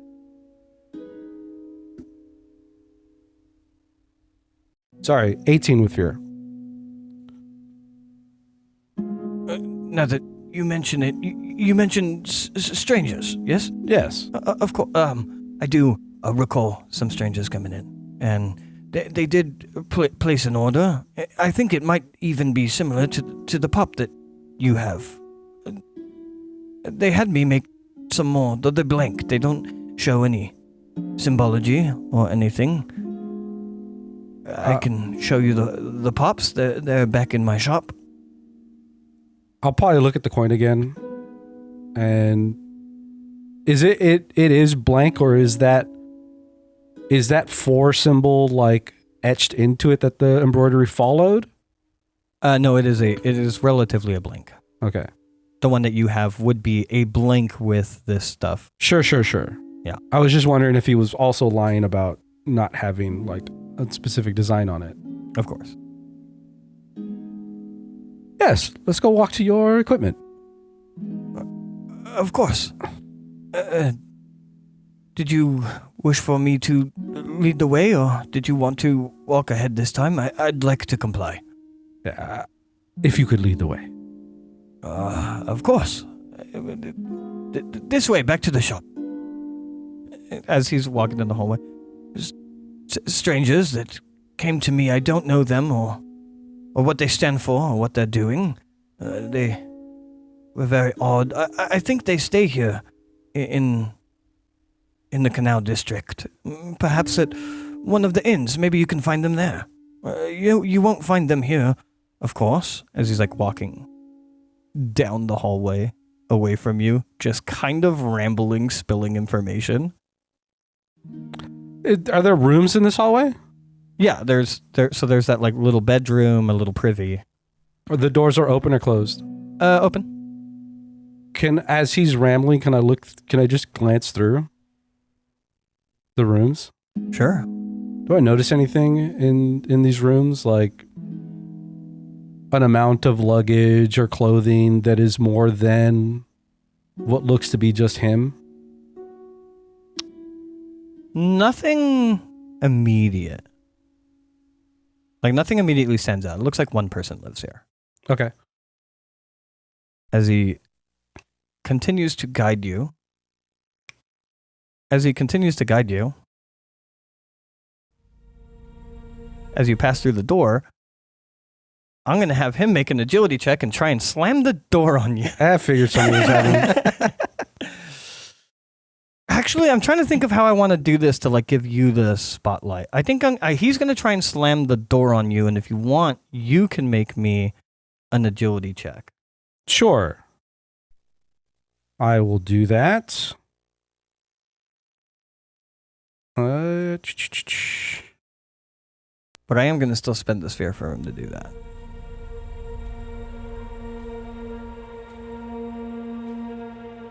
Okay.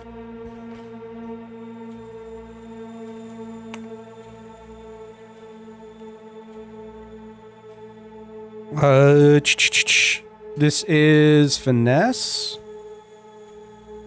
Can I? Agility. It could be finesse, I guess, to try and. Oh, agility. Yes, sorry, I forgot. Yeah, I went agility for you to like bridge the gap and not let the door slam. True. I forgot that agility. I don't know why I related agility and finesse.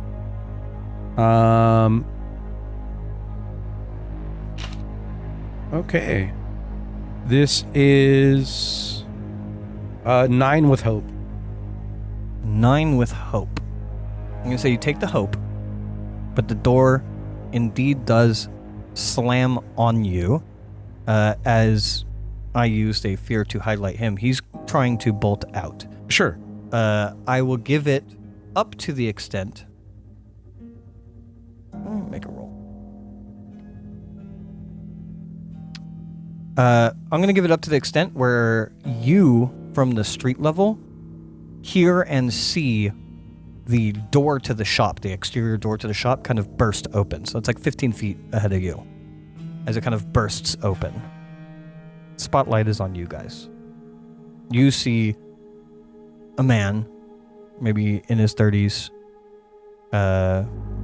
human, burst through the door, clearly in a panic. Spotlight is on both of you. Either of you can act.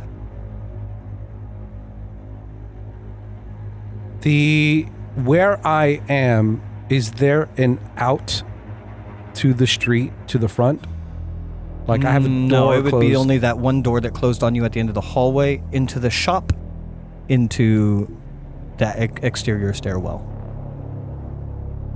There were windows. That's what I mean. Is there an in. out? Like, could I potentially get out of a window? You could. I will say the door has been slammed on you only to create a barrier. There was not time to... You didn't hear it lock or anything. Of course, yeah. I imagine I could. Is there a way I can cut them off? Yeah. Like, by going through a window? You could try. If you would like to. Give me another agility check to leap through a window. I have advantage on agility rolls that involve balancing and climbing. Sure. Is that? Oh, yeah. You're going to monkey your way down from the... I like it. Yeah, that's part of what I was... Sorry, I don't know if you got something better.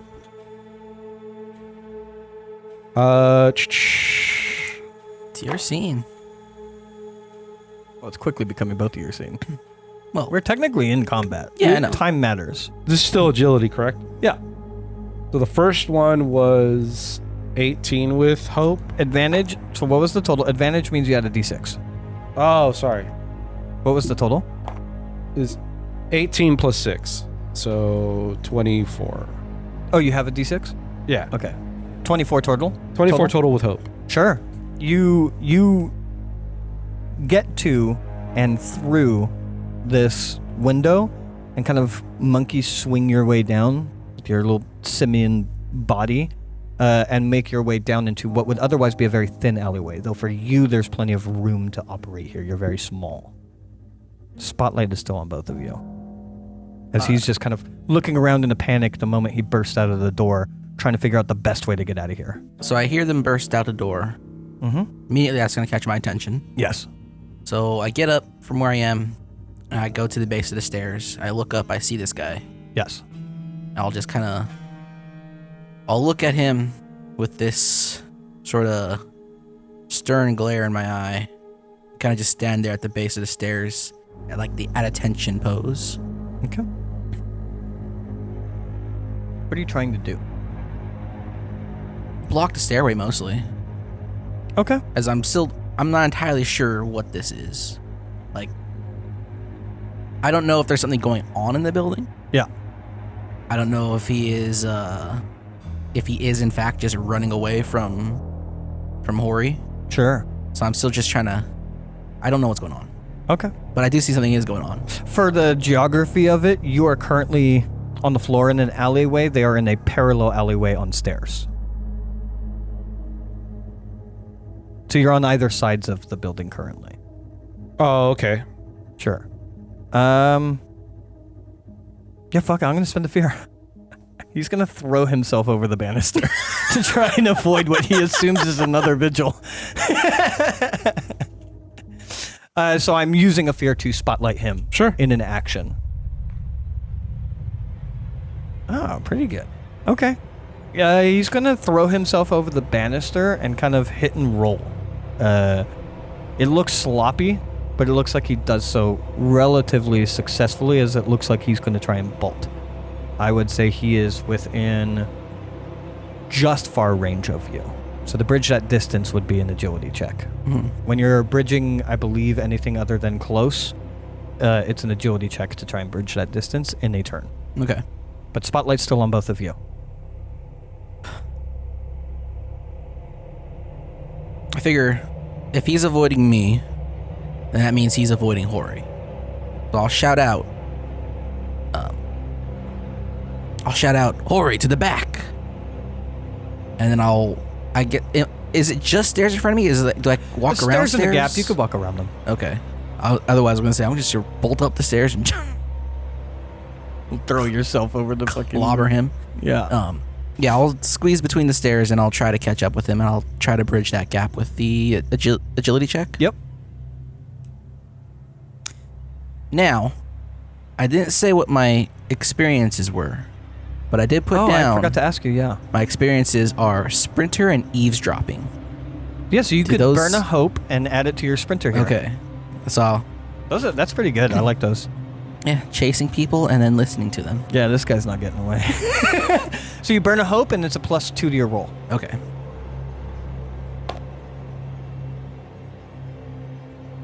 It is a 21 with fear. A 21 with fear. I burned 2 hope, correct? No, you burn 1 hope. 1 hope. 21 with fear. 'Cause this puts me in that corner again of like, what's the thing that... Yeah, What's the consequence of this action? that's a consequence of you succeeding this roll. Yeah. I felt that too. We'll talk about it in TTD, but I felt it too. It's funny, I don't I've have been a lot okay until this one where I'm trying to think. I'm not used to this mindset. The consequence of this roll... Okay. Hearing you say that, and potentially going around the back, right? I'm gonna have him try and move past you. And I'm gonna allow you to make a reaction to stop that from happening. And so he's going to try and move past you and make it more towards the front of the building, considering the back means potentially 2 people, 2 vigils after him. Okay. So how would you stop him moving past you? How wide is this alleyway? Not very. I'm a giant. Yeah? You're just trying to like stonewall him? I guess. Sure. Make me, man, that could be anything. Make me a strength check, an instinct check. I'll make the instinct. Because I am a giant with 0 strength. Sure. He's a commoner. Or sorry, presence. Not instinct. I meant strength or presence. Strength or presence? Yeah. That is a 19 with fear. 19 with fear. Okay. Oh, actually, I believe reaction rolls don't consider hope or fear. Okay, so 19 then. Sure. He realizes he can't get past you. And he starts turning to look back towards the back of the alleyway as this daunting giant looks down on him. You're too scary to move past. He's not going to try it as he scrambles to think about what he can do instead and begins to look behind him. Spotlight's on you guys still. As I'm glaring down at him, as I'm doing the, catcher at home, what is the, is there an intimidation? I mean, this is just like charm performance. That's what I gave you the presence for, so you've already intimidated him into not moving. You can intimidate him into doing something else. Well, spotlights don't necessarily need to be roll, right? I could just be like, I'm talking. Yeah, you could talk. I'll look down at him. Don't make this worse for you than it already is. Okay. Spotlight's still on you guys. You didn't fail anything or give me any fear, so Spotlight's still on you. Can I begin to as I'm making my way around the back alley, I don't see that he's run away, correct? No, not immediately. This would be, again, a further range, so if you want to try and wrap all the way around, agility. Could I don't know what the range of my magical effects are.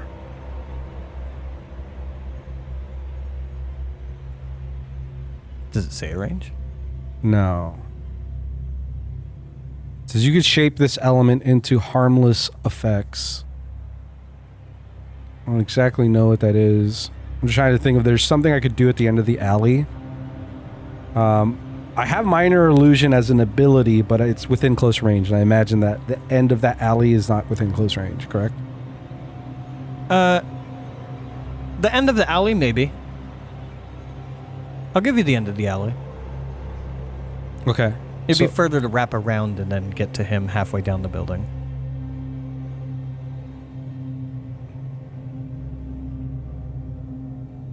I will... Are there other species that are like my size? Like, what are the other species that would be my size? Oh, God. Or smaller? I think tiefling could be, halfling. I don't think there's gnomes in this. I think there are. Dwarves Gnomes, are maybe a goblins. little bit bigger. What's that? Goblins. Goblins. I'll go with dwarf, and I will go with... I would like to, as I'm kind of running up, before I can make it to that edge, I would like to cast a minor illusion kind of a dwarf dressed in like full regalia of like an inquisitor, like the, oh God, you're like, making him sound, oh my God. and like kind of wrap around the corner. Yeah. As he's kind of like coming. I will spend a hope because I can do a bonus to my spell stuff. I think it's you can spend a hope to describe how you control over this magic helps an action roll you're about to make. No, that's fire. I probably can't do that. But it's a spellcast roll. I mean, just make the Inquisitor on fire. Potentially. A flaming Inquisitor. Flame out of his eyes.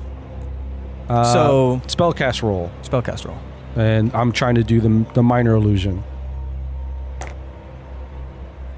That is a success with hope. Okay. I believe. Does that work with does the hope stuff count when I do minor? Yeah.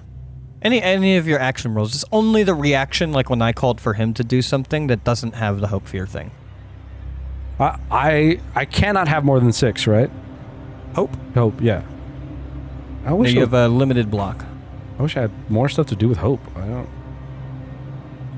I have been overwhelmed with hope, and I don't know what to do with it. It happens pretty quick. That's why the recommendation is spend it.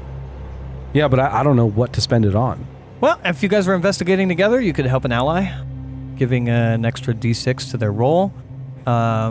You could do a tag team, especially in like a situation like this. There could be a tag team thing potentially available. I know right now you guys are kind of far apart. Yeah, I'm just trying to think of scenarios. I mean, this is coming with trying to figure out the efficiency of the play is like... It seems to me like what you're trying to do is create an illusion at the end of the alleyway that otherwise intimidates him to not go in that direction. Yes, yeah, that is what I'm trying to do. I'm just trying to think if there's ways for me to use the hope that I've accumulated so far that would have helped that role in any way. I don't think there is. Not necessarily immediately. But my goal is trying to create the illusion to scare him. Yeah. To have him stay there. Sure. But yes, that was a success based off the spell casting. Because it was 15. And the DC is 10. Okay. Because it's spell roll cast 10, right? That means 10? Yeah, like you're rolling against that number. Yeah. This illusion is convincing to anyone at close range or farther. Yeah. So I am casting the illusion of a dwarf in full Inquisitor regalia coming around that corner and just standing kind of present. Just kind of like probably in the same pose that Gray described earlier of just kind of standing. Okay.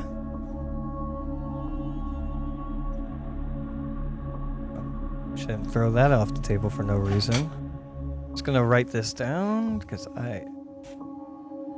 Probably also, just as a marker of our familiarity with each other, there will probably be a distinguishing helmet that I use for this kind of illusion that you are familiar that it is my magical casting.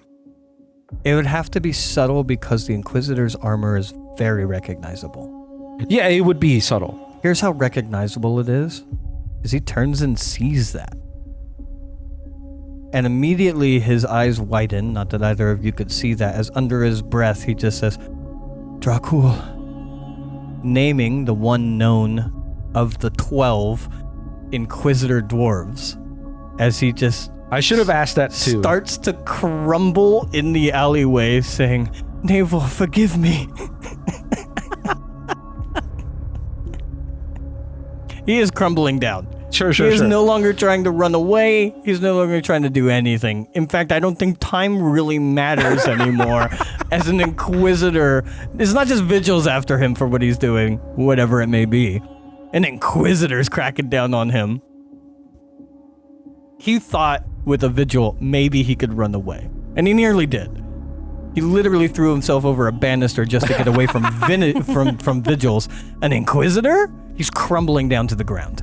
I will probably, in that moment, kind of make my way around the corner and look beyond the Inquisitor, and I'd look at you. He is just sobbing on the ground in the alleyway. People outside that may be walking along the canals are kind of at first stopping to like look and then seeing an Inquisitor and then moving along.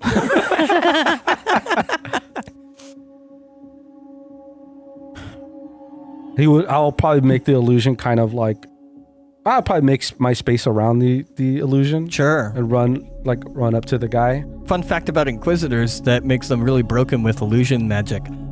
Inquisitors don't really talk. Yeah. Just got to stand there. But you just got to get out of jail everything card. Yeah, I didn't think about the whole magic illusions thing. This is why I took prestidigitation out of my game.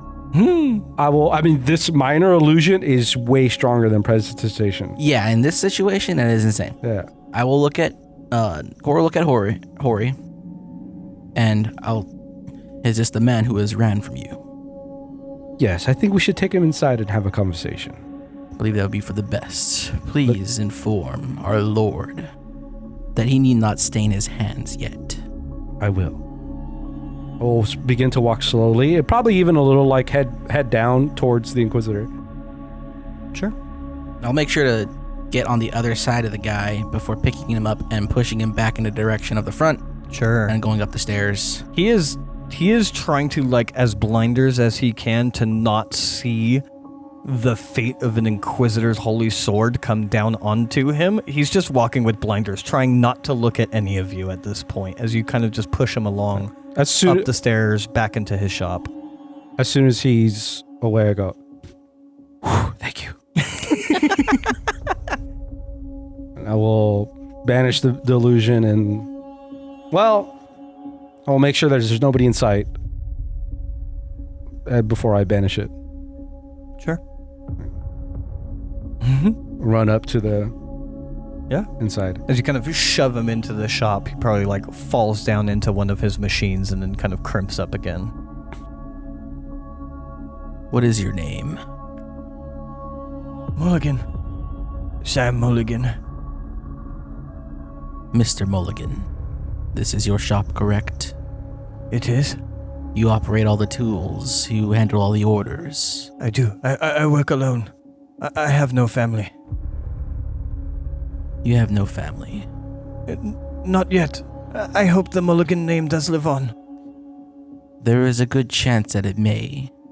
But what you say here tonight, well, not everyone gets Naevor's blessing, nor do they get Corex's. Tell me, why did you flee from my friend? He asked questions I knew would get me in trouble. Why would such questions get you in trouble? I'm not honestly sure. Strangers came. They asked for pops. I make pops. But they swore me to secrecy. They uttered strange words under their breath. I did not understand them, but they were, if prayers, not ones I know. You did not understand the words. I did not recognize them. Will you be able to repeat them if you heard them? Probably at this point I've made my way into the room. Yeah, probably. Maybe. Not accurately. You feel as if these may have been heretical blessings. Perhaps. They sounded of prayer, but not of names that I know. And you not thought it wise to inform someone? They threatened me.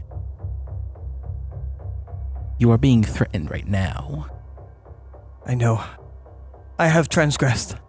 I'm sorry. These men, were you to see them again? Could you point them out or describe them to me now? I can do you better. I know where they are, or at least where they stay. I don't know where they are now. Where do they stay? There's an inn. What do they call it? Like an inn, but cheaper. A boarding house. It's only just 2 blocks over, along the canals. How many men? I saw 2, but I presume more. They said we as if not all. How many pops did they purchase? Was it more than 20? Yes. How many? Maybe 25? 30?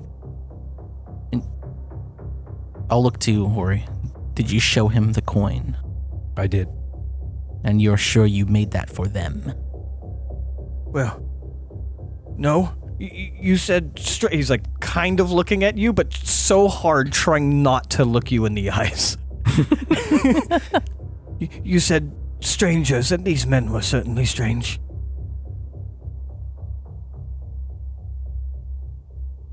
And they bore the same symbol. I guess they've had pops made before. Where do they keep these symbols? Hidden on them, on their person. Is that what they showed you? Well, they didn't show me it. I saw it in a moment's passing. But it seemed the same symbol. If we were... Go ahead. How much did they pay for this? A copper a pop? Strange coin, or... I didn't recognize the stampings on it. I can't imagine it was from the Heartlands. Do you still have these? Yes, as he's gonna kind of just point over at his desk. Again, not looking at anything. He's looking at the ground as hard as he can. I will fetch them. Sure. You go through his desk. You see the typical things you would expect to find in a desk. Paperwork and other stationery, but you do see also where you would keep, purses of money. There is one that does seem to be separated from the other. Not by cloth or design of the bag, just placement. if you open it up, there are coins in here, a mix of silver and copper. They have strange symbols on them. You don't recognize them. And silver? Silver and copper, yeah. Huh? Is it an amount that would meaningfully add up to 25? Yeah, is it potentially more? for 25 copper. Yeah, Okay. 25 to 30 coppers worth of copper and silver. Okay. Yes. You don't recognize any of the symbols on them. Though the symbols do not match the symbol of the pop by any means. I will take all of it. Yep, that is your right. You are allowed to do whatever you want. If we were to approach the Broding house now, how would we recognize them? Clothes, their hair, their description. Some are... At least one was a Goliath, as yourself. There was a human. They looked mundane. They looked perhaps a little bit of Naevor, but mostly by clothing. Their complexion more pale than ours. Any particular words they used that were intelligible? Any accents, foreign? There are many accents. They sounded of further out from the Heartlands, if they're from the Heartlands. But I didn't recognize any accents. They said those strange words in their prayers, though. I don't remember all of them. As he kind of thinks about it for a moment. Saloon? Salome? I didn't recognize it. Do I recognize that? No. No. Well, as long as you've remembered it. Now, what do you think happened here, Hori? From what I can tell, a handful of men had pressed a loyal servant of Naevor into service under the threat of death. I am. That's what I see as well. I pray to Naevor daily alongside Korix with every pop that I make. I promise. Be sure to keep your faith. He'll nod. Again, not looking at you guys. He's looking at the ground. There's a level of, you wouldn't even need to ask him to change position if you were to choose that he didn't need a head anymore. Does this place look out of order? Like, messy? No. No? I mean, it's a shop. It's an active shop. It was clearly bullshit when he was like, no one's been here. And then simultaneously, I've been too busy. Well then, should they come around again, operate as you normally would. All right. Should they ask you to make more, do so. And should they press you into silence under threat, keep your silence until one of us speak to you. If we return, you will be forthcoming next time. Of course. If any vigils return, I would be forthcoming. If they do come, to which chapel and deacon should I report to? What's the name of the chapel? I actually haven't named the chapel, so you guys can if you want to. The deacon's name is Ashwell. Ashlow. Mm-hmm. You may report to Lord Ashwell. I will. Well then. And if I make more pops, I will not utter a single prayer of Korix, and perhaps their pops will wither. May that be for the best. He'll well nod then. profusely. Sam Mulligan, citizen of Naevor. Until next time. And I will get up and leave. I will follow suit. As you leave, you can hear him start to sob more. This is the most if I had a character sheet in front of me that was his, all stress points would be marked. I will use 3 hope because I need to use it, and I will Roy Mustang his building. No,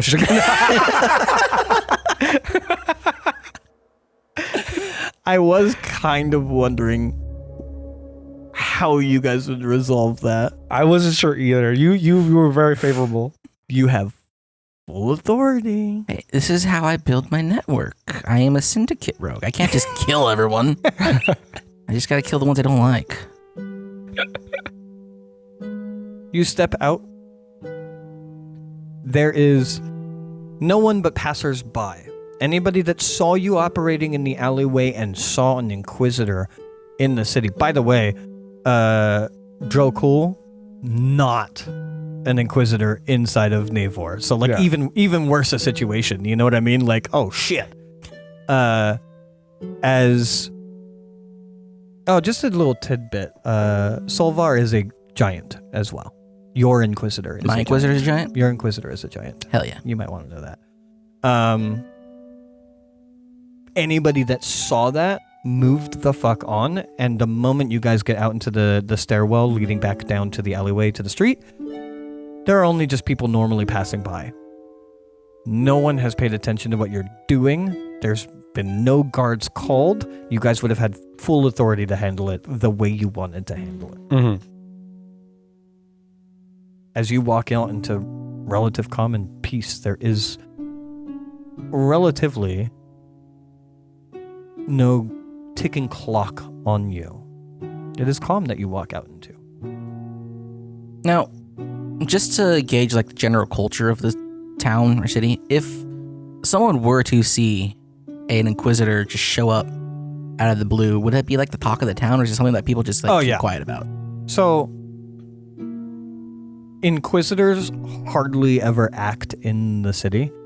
Like, it would have to be a huge bust of heresy or insurrection or anything for an actual Inquisitor to show up. You have your Inquisitor and one more Inquisitor that operate out of the city from like a technical standpoint, but presumably pretty often they're probably out and away and doing stuff. For them to be operating within the city, it would be a huge deal. Okay. That being said, it's not a bad thing that... Yeah, I was about to say maybe I should go lower level next time. Could be. Yeah, which is actually why I asked, so I could say this next sentence. You could send an Arbiter, which would be like a Vigil, but much higher up. Yeah. But not odd to operate. Ori, I believe summoning the visage of Drokul. Drokul. Joe Cool. Yeah. Making his appearance again. Camel. Of Drokul might have been a bit too high profile. Yes, I got caught up in the moment a little bit. It was a good call, however. Yes. In hindsight, it's probably too much. Well, we have our information. Naevor wills it. We have our information. They do stay in the area. I will reach through the bag and I'll pull out a handful of the copper coin and silver coin. In case maybe it's needed for any kind of covertness. Potentially them seeing a similar coin. I do not think that would be wise. If they have their strange prayers and strange words and they expect someone like myself to say them, I would be unable to. Very true. However, I will take half of them. Maybe people around here may have seen some more. I'll take half of whatever he has. Sure. Where are you guys off to next?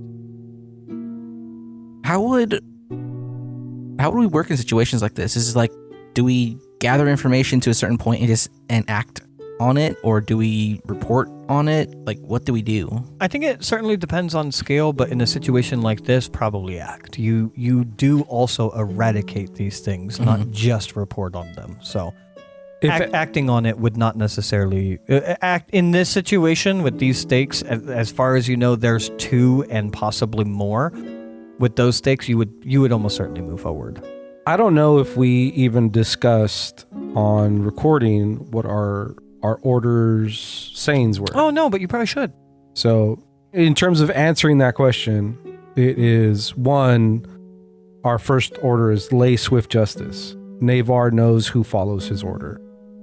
2 is as Naevor wills it.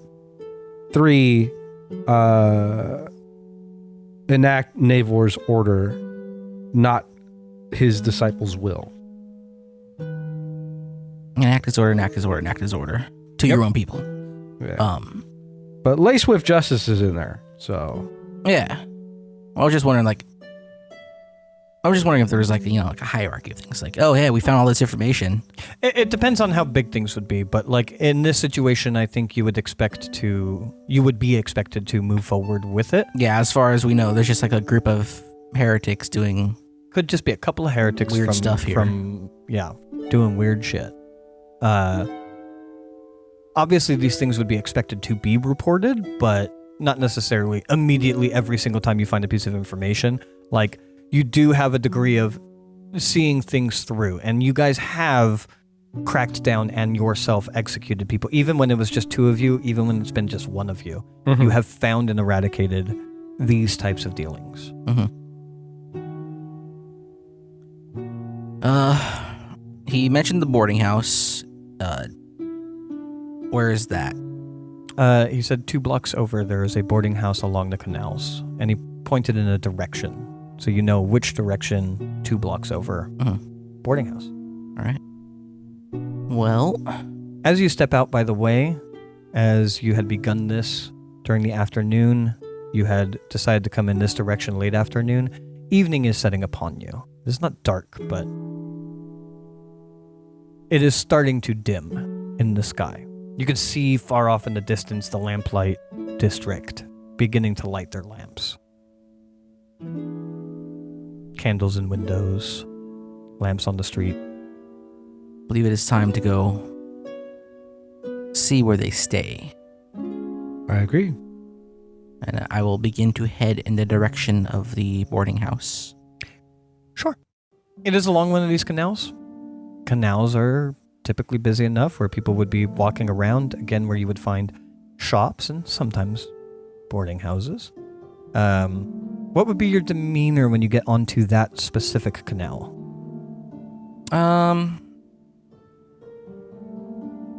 What do you mean? Like, how are you approaching? Are you doing a quick walk by? Are you guys going to stake it out? Are you guys just barging through the front door? What is your general approach to this situation?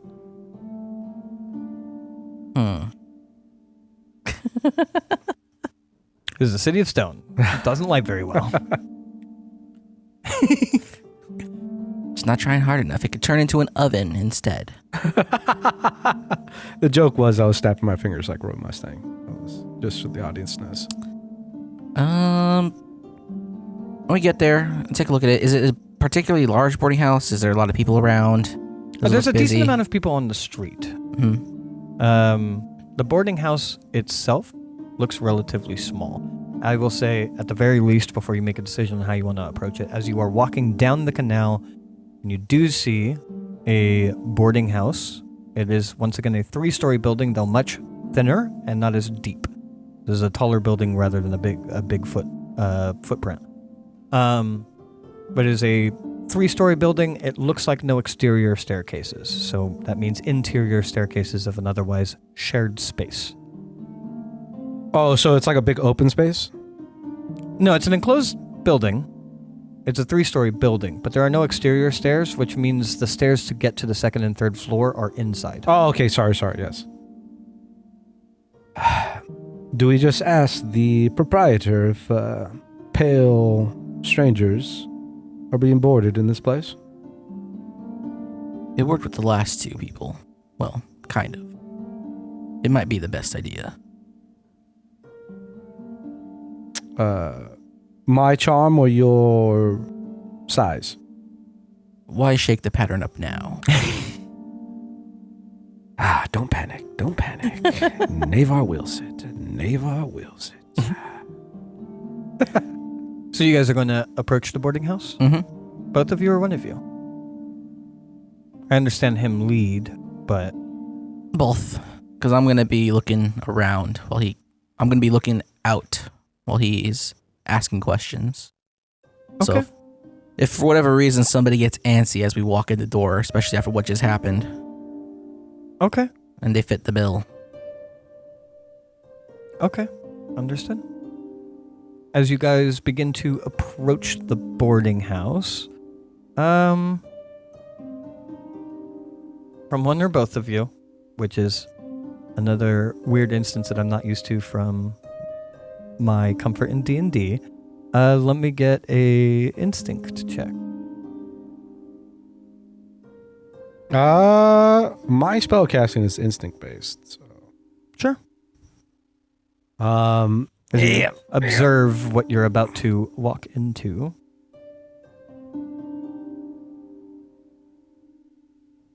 Okay.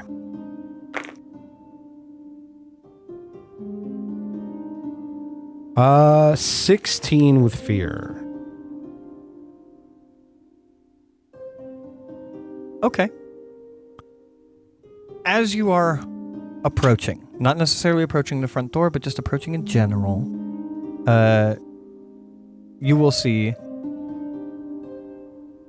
this 3-story building, and you will see as the light shifts in the world around you in the sky, you will see that there is candlelight coming from all 3 floors. So the first floor, where you imagine there to be a proprietor, as well as the second and third floor. So somebody's home. Mm-hmm. As this is happening, you are going to see someone step out from that third floor with a pipe in their mouth as they walk out and begin to spark it. This person does have paler skin. I was gonna Relatively common clothes. This is a human as they step out onto this very thin balcony, light their pipe, and then lean with their hands kind of over the railing as you guys kind of begin your approach.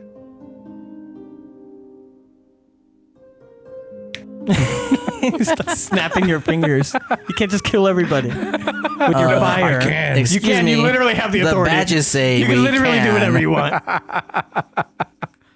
You guys can be as bad guys as you wish to in this situation. We're the good guys. Does this change your approach at all? I will. Did we both notice or just me? I'm going to give it to you. I will. I'm going to say you're looking more at the streets and whatnot in the moment. I will give a little nudge at your shin. Probably. Yeah. And I will kind of do a slight little nod up into we got a pale-skinned human in common clothes. What floor is he on? The third. On a very thin balcony, like a 2-foot balcony. It's not like he has much place to run. However, at least it confirms that he is here. Hopefully he doesn't jump like the last one. If he jumps from there, it will not be too hard to find him. I have a broken leg on the floor. However, there are the issue of the others. Yes. Hopefully they're all on the same floor. Hopefully.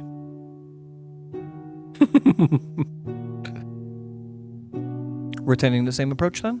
Yeah. Yes. Okay. I'm going to spend a fear to attempt to perceive you guys. And yet he looks too distracted. Just looking over as you guys step in, maybe this time, Core flicking his eyes up. He has his eyes on the greater canal area, not specifically on you guys, as first through the door, being Hori, as you hear a bell chime. And that's where we'll take our break. Okay.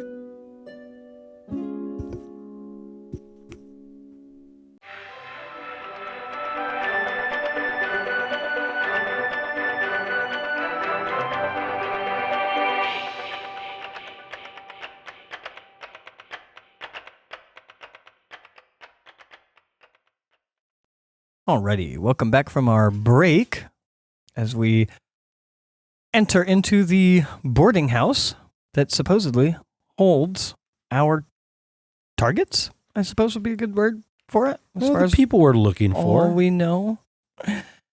As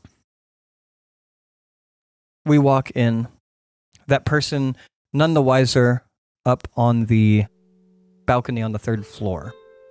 And the bell jingles as you enter in. There is an elven woman sitting behind like a clerk's desk on this bottom floor. There are stairs that clearly lead up into the building.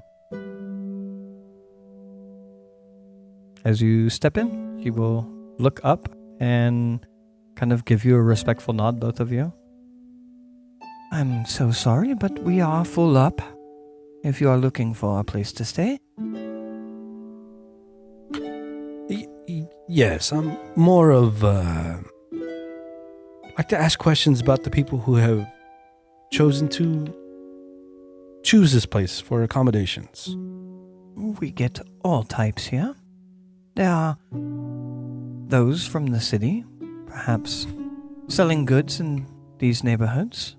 There are those that come from outside of the city, in the perimeter villages, and those that come from further away. All types. I'm in the mind of looking for those who came from without, and of fairer skin, common clothes. You are looking for someone specific? Sorry, for clarification, are you here as well? Mm-hmm. Okay. You are looking for someone specific? A group of people came together. Does anybody that have purchased rooms fit this bill? There have been many that come and go. There are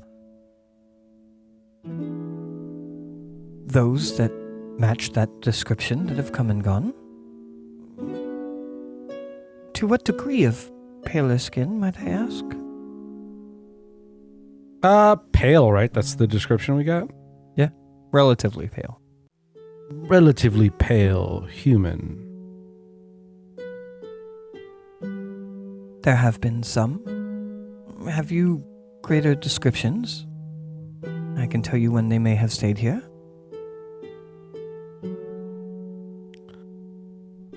We weren't given much more than that, correct, from the guy? Did he give us something? Not really. They look like any commoner that you could find in Naevor, other than the fact that they're a little bit paler and their behavior, their culture was a little different. The guy that was on the balcony. Sure. Shorter, dark hair, human, pale skin. I will describe him. There are some that match that description. We've had a guest recently like that came from the canals and stayed here for a time. How recent? Perhaps a few days ago? Why is everybody so cagey? Yes, Is that- roll the check. Is that cagey, or is that you just described someone you saw as you came in and she's saying, yeah, there was someone like that? How do I roll? How do I roll the charming into it? I don't want to just pull out the badge again.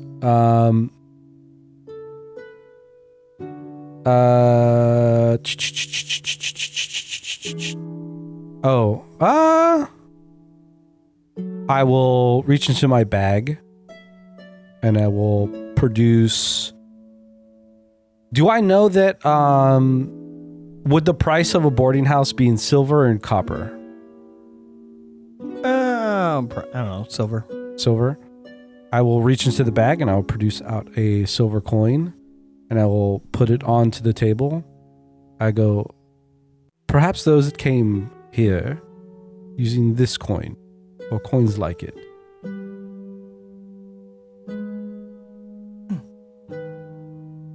Yes, I do think maybe a few weeks ago, a woman came through. I believe she sold candles and lamp oil. Her name was Lumketh. Just one woman. Yes. Does that name mean anything to you?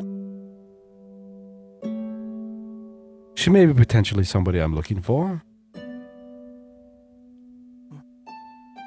How long did she stay here?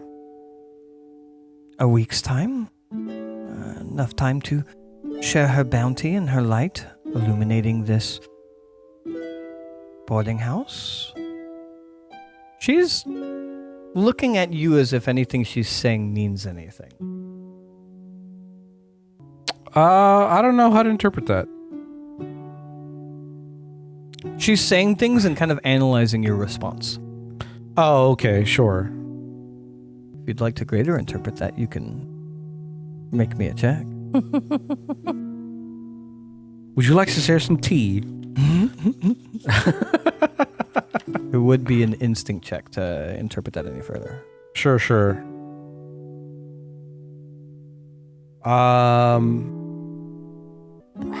Kind of really don't want to roll. Forgive the silence as I try to figure something out and probably keep New her. system. We're figuring it out.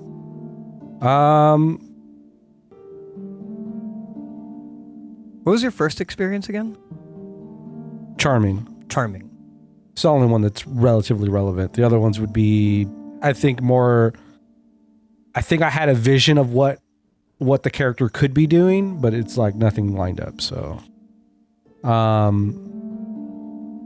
and I don't know how to de-escalate this into a charming moment. Yeah. With this person. I was just gonna, when I didn't know what to do last time, I'm gonna do it again. Sure. I'm just gonna slowly pull out the chain with the Inquisitors or the whatever, the symbol. Her eyes will light up. Have I done something wrong? No.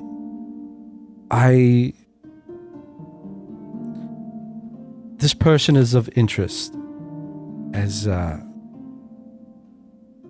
people like her and potentially people that are currently boarded. So not quite friends of yours then? Nor of Naevor's. Of course. Well, if I should see anyone that matches that description, of course I would report it immediately to the church. You can tell that there's been like a shift in her demeanor. She's not analyzing your reaction to her words anymore. Does this place have individual rooms, or is it like a hospice? Define like a hospice. Like a hospice is like one big room, there are a bunch of beds, or is it like hostel? Like sorry, yeah, like a hostel. Like you would rent out perhaps a floor. Like with individually you'd rent out a floor. More than likely, yeah. It'd be like a place where like groups traveling through might stay. Sure. You hear all of this, by the way, if you feel any time or need to interject. God save me. Starting to realize how our backstories came into play. Yeah, dog. I was a street rat. An orphan street rat. Hori doesn't do too well in the conversations unless tea's involved. Yeah, quiet conversation. That's what I'm good at. Okay, so since you said God save me, I'm not God, so I'm not doing nothing. Okay, good. Naevor? Hello? I'll step towards the counter. You'll see her flinch back a little bit. Forgive me. Time may be of the essence, and we are looking for some people who may or may not be in Naevor's good graces. They have already pressed a man into service under threat of death. We have alleviated him of his problems. He will be continuing on in Naevor's name, creating whatever it does in his tin shop. Ori, could you please provide the coin? The pop? Yes. Yeah. I will produce the pop. Have you seen a symbol such as this before? For a second, did she react to the description of he works with tin? Give me an instinct check. I'd say you guys are kind of dealing this together, not to force the situation, but you're trying to Yeah, thank you. Please get her to talk as well. If you would like to, you could spend a hope to help him with It's just that. one or two. Can What's I that? spend hope for this? To help him with it? Sure. Fuck it.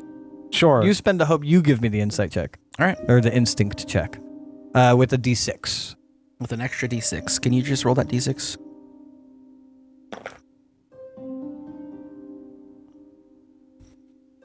What is it? 5.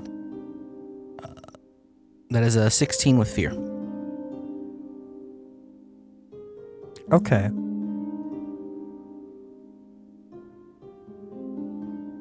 I think she'll... Yes. When you talked about the tin shop, I will say actually you got the impression that when you first started saying that they had required a service of someone and they've been dealt with and they're going to move forward in Naevor's name, blah, blah, blah. She looked like she wanted to ask questions, and then when you said the tin shop, it looked like it answered it for her. Like she knew what you're talking about. But as you finish your spiel, say, well, I'm not sure how I might be able to help you unless people like that come into my establishment. It is believed that people like that have indeed come into your establishment. As my friend here has once explained, we are looking for a human man with particularly fairer skin, dark hair, commoner's clothes. I do believe that there were possibly a few others, a Goliath as well. No Goliaths here. And I'll give you off the back of that instinct. That doesn't feel accurate. It feels like she's just saying things to get you to go away now.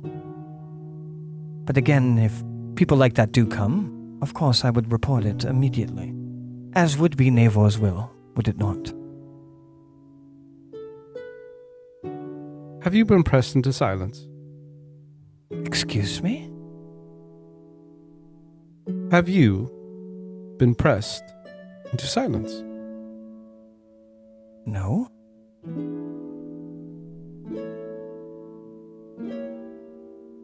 I don't know the individuals you are talking to other than perhaps one that may have stayed here weeks ago. And if I were pressed into silence, I would simply report it to the chapel.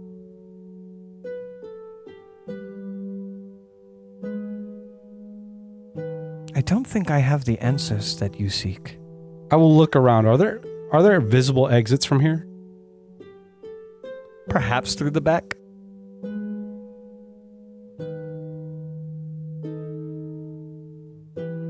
Are her hands underneath the desk or above the desk? I will say above the desk. Okay.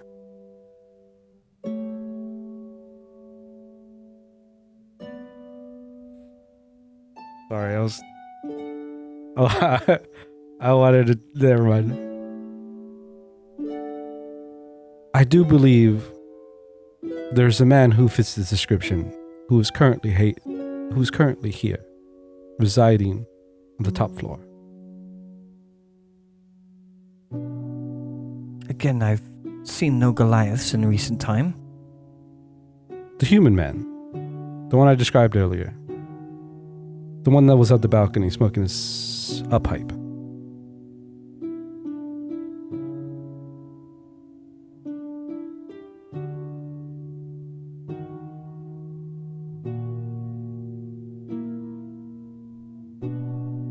there's a human that does stay here. I wouldn't necessarily recall his complexion to be relatively pale, as you had stated, but perhaps that is who you are looking for.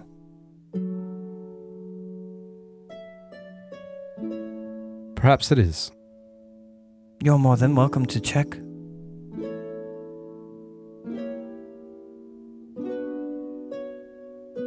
Cora, could you stay here with her? Do you have an extra key to the top floor? Of course. I have keys to all of the floors. Where do you keep that key? I can retrieve it for you. And I she'll will- start bending down. I will retrieve it. It's no problem Put at your all. hands up. I will minor Sure, spotlight's yours. I will minor illusion fire in front of You minor illusion. What was his name? I mean that's easy out. Joe Cool appears at the doorway. I'm actually gonna burn a fear for it. I'm gonna burn a fear for her to move first. And, Okay. And she's going to reach under the desk and come up with a dagger. Okay.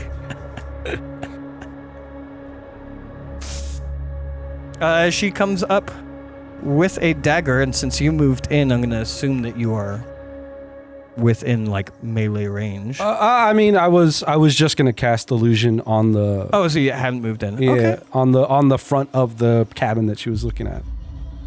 Fair enough. She will then, I think, throw the dagger. Oh, that's not fun. She's gonna throw the dagger. You're pretty close, and that doesn't make sense to me. So she's gonna throw the dagger at the second vigil. For a 9 to hit versus your evasion. No. Nope. As it flies wide, and you can see she wields a different dagger in her other hand. But the spotlight does go onto you as you hear her utter under her breath, Loomketh, illuminate the way so I may escape this hell.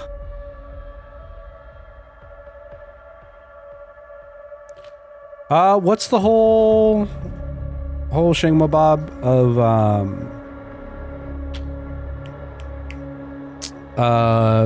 weapons, stowing, unstowing, using weapons? Oh god. Yes. One moment.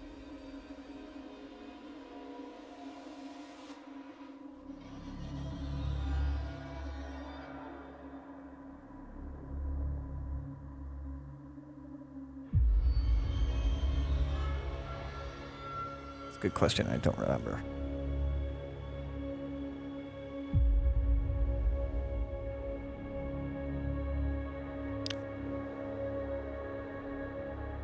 Mark a stress.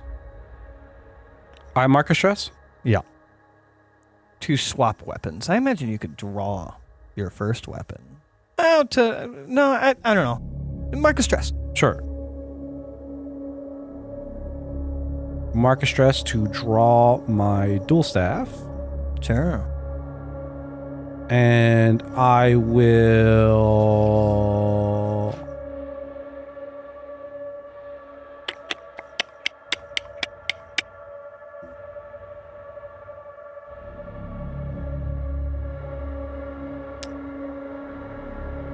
trying not to be too loud with it, but I fear that there may be no point.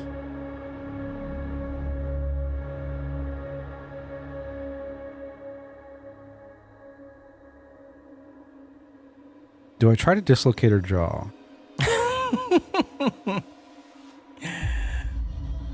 I will try to make sure she doesn't make louder noises. Okay.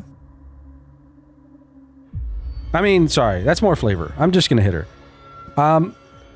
So yeah, I will. It's fine if you want to try to do that. It'll still be on the hit. Yeah. Cool. I will do that. I will Try to attack. Is it same D12, 2d12? Yeah. For your attacks? Yeah. Correct. So like the shaping element is either a +2 damage bonus or +2 bonus to the roll or +3 bonus to the roll's damage. It doesn't specify when. Like do If I it doesn't specify when, I'm going to assume that you could see your I'm going to assume it's after the roll before you know if it hits or not. Okay. You would be adding your trait with that weapon as well as your proficiency, I believe. My trait? Yeah. So what is the weapon's trait? Is it instinct? It's instinct, yes. Yeah. Okay. And what magic are you using because it does magical damage? It's magic type and it's fire. It is fire? Yeah. So Okay. I got double 11s. You crit. I critted. Oh my gosh. I did. I was gonna use the hope, and I will just do that for the damage. Sure. So for your damage, it's going to be one die because we're level 1, proficiency 1, of the die type of the weapon. Okay. So under damage dice, it should show you. Okay. Plus what any modifiers you have to that. So it's 5. If it's instinct, that's 7. What happens with the crit? With the crit, you gain a hope, I gain a hope. and you remove that stress that you just added. Okay. So no extra damage. No. Okay. So 5 plus the instinct plus. It says +3 mag, so +3 damage from the weapon itself. Mm-hmm. So that's 10 plus the 3 from the hope, so 13 total. 13 total. Ow. Okay. And you fire on the staff. Fucking she gets a little burned. Sure. As flames engulf her head in that moment. Did you roll with hope or fear? It was deuces. So Oh, yeah, sorry. So that's, automatic. Yep. Okay. As you collide that staff against her jaw, shattering her jaw and engulfing her head in flames, as she starts to scream out from a broken jaw. As the spotlight would indeed still be on both of you. As either of you can indeed act. How does the room respond to this? She's the only one in this room. Only one in this room? In this room, yeah. Okay.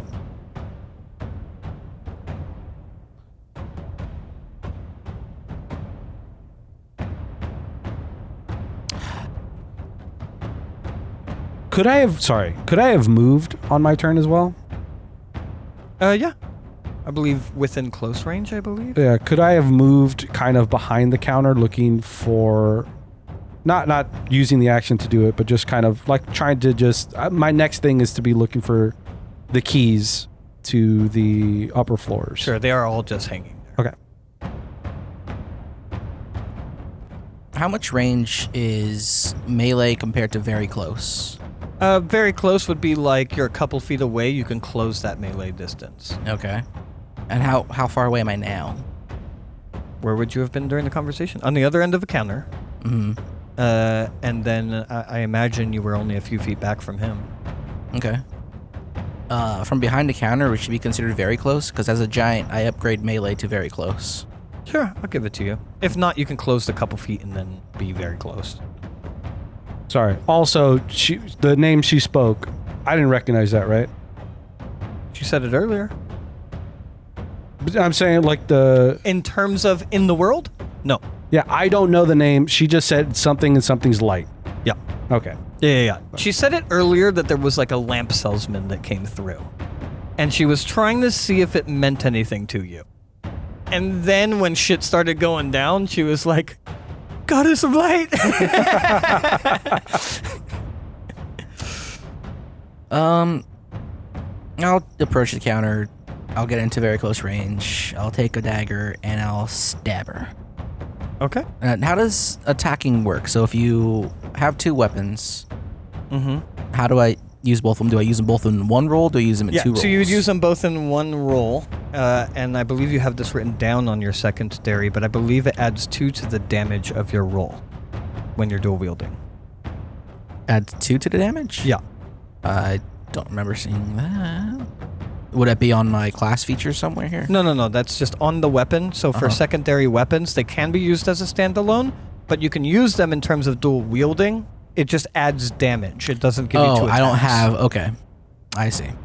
So then, when dual wielding, I get my primaries roll plus an additional +2. Yes. Yeah, to the damage if you hit. So essentially, I'll be doing a D8 plus 3. Yes. All right.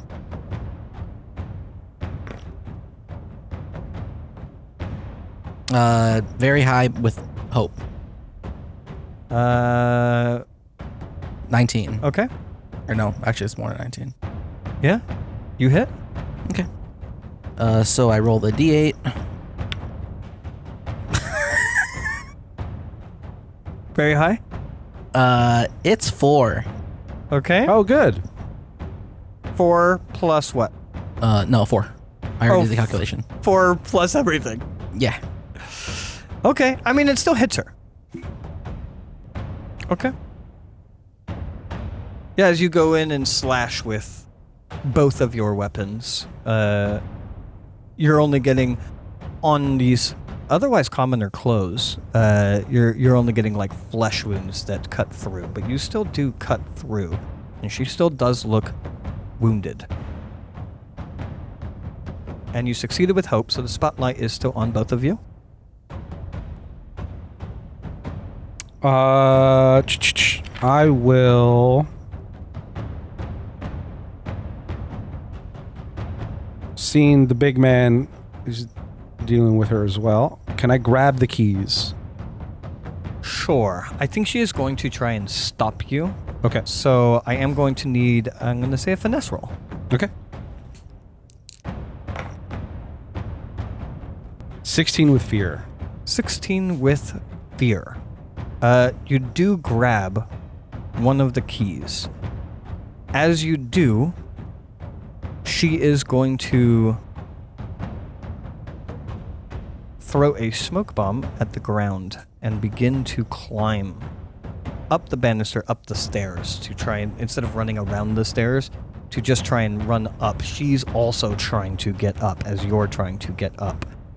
She's only going to get about halfway up the stairs in this instance, but you can see that she climbs extraordinarily well. Despite being elven, it's impressive even to a Simia. I mean, I climb well too. Mm-hmm. But it's impressive to you that an elf can do so as well. She seems very skillful in this.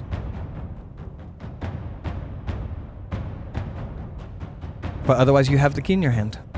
Spotlight is still on you guys. I will make haste to chase. Sure. You can close that distance. I would say it's still within close as you confront her halfway up the stairs. Can I potentially try to take out a leg? Sure. Or just aim or hit? I would just hit her. Sorry, keep like flavoring it, but I think you're supposed to. So yeah, why not? Yeah, I will do the same thing. You're not gonna get like flavor a kill shot, but Yeah, of course. Yeah. try and trip her or something. I'll do probably the same thing. Probably going to add the I'll hope. say, you know what? I'll say just to go for a little bit of exploring the system a little bit.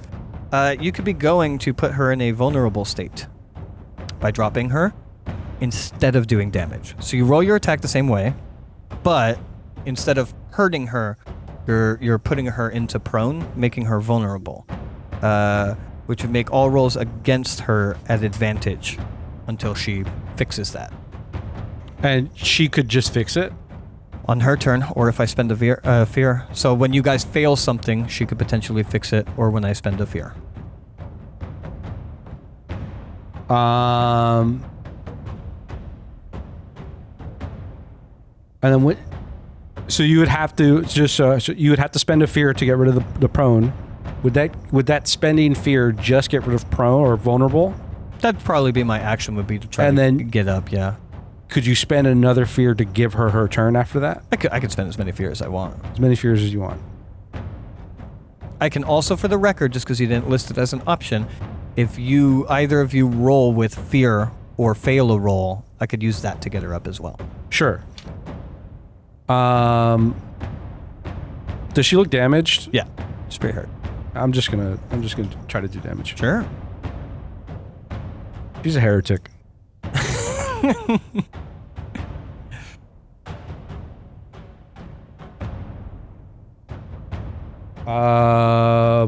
14, 15, 16. Yes. Yeah, 16 to hit. Oh, and you did that. 16 with fear. 16 with fear? Yeah. Okay. As you go to hit her, she is going to try and... Oh, go ahead and roll your damage first. Okay. I'm going to spend the hope to increase the damage also. Okay.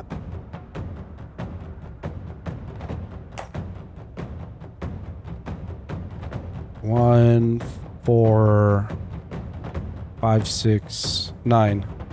9.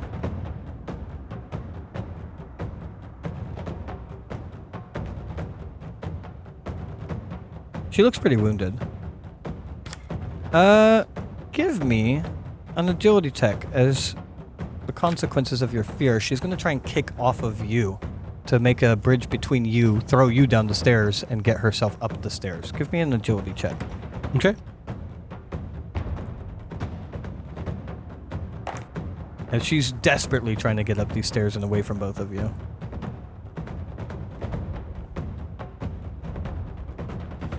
11. Okay. And this would not be with hope or fear because it's a reaction to something she's doing. Okay. It would be with hope. 11, she is going to do that. So you're going to get thrusted down the stairs. You hit the banister, so you're not prone or vulnerable or anything like that, but making a little bit of space, she is going to run up the stairs, and she is going to pull out an additional key. She is going to open the door and move into the doorway. She's only like 10 feet up. Yeah. Spellcast roll would be something when I have the spotlight, correct? Yes. Okay. I mean, you could, not necessarily as a reaction to something to try and stop. Potentially you could have. Sorry, I probably should have asked you how you would react to getting kicked down the stairs. Yeah. Okay. Or, Spotlight is still on you guys. She has moved up the stairs and into a room. I guess at this point I'll start to pursue. How far away is she? You would have to move past him, maybe 15 feet, so close range, relatively, but in a room. As you're pursuing, right? Mm-hmm. Sure. As you pursue into this room, I am going to... it's still your turn, close range. So, as you pursue into the room, you don't meet her. What you meet instead is two other individuals. Both of them, daggers out, ready to otherwise collide in on anybody coming into the room. Those are the two people you see instead of her. Behind them is her, still running into the room trying to get away from both of you, and behind her is a Goliath. I just saw a mouse run through my studio. Definitely not in a garage right now. It's still your turn, though. You've only moved in close range, so I'm not going to eat your action with that.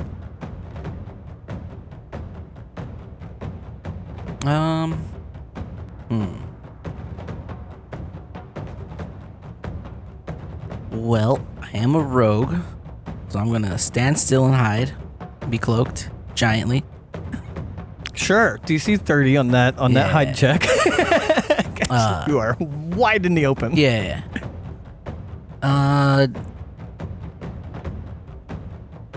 I'll probably just say, so this is a den of heresy. And then I will, stand there, probably back up towards the doorway a bit, just so like if they do come at me, only one of them can do so at a time. That's it. I'll wait for, the guy with the firepower to show up. Sorry, you're doing what? What's your action? No real action. I'm just Okay. I'm just entering in. Yeah. I'm backing up He's so backing up so that only one can approach him at a time. Oh, so only one can approach you at a time. That is interesting. Is Spotlight still on us? Yes. unless he decides to go fear. Could I, I'm ramping up to it. in my nimble state, run up past him Yeah. on the close other range. side, and could I get to the other side of these two men? I think moving past them, I would Or want around? you to do an agility for. Closing the distance is fine. Trying to move past them, I'm going to call that an action. I just want to get on the other side of them. Yeah, but they're literally blocking it. They're I'm 3'6". My big thing is, what I want to see is if I get within very close range of them, am I in very close range of my friend? yeah. He's only taking a step back through the doorway so that they can't both get in to him, which is a really good move. Because I was going to spend fear. You can get up to them, and then same deal. You're within very close range with both of them. To get through them, to be on the other side of them, I would call that an action with a check. Yeah, I just don't want to be in very close range of him. You would be. Yeah. You would be in very close range with both of them. He's only taking a step back through the door. Sure.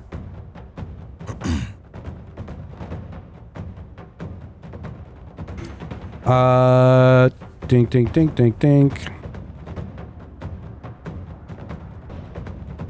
I mean, other than hitting them, I don't think I have anything else I could do. But yeah, so I just... In this scenario, if he's on this other side of the door, Yeah. and they're here, the space I would occupy would be here. Between them, yeah. Okay.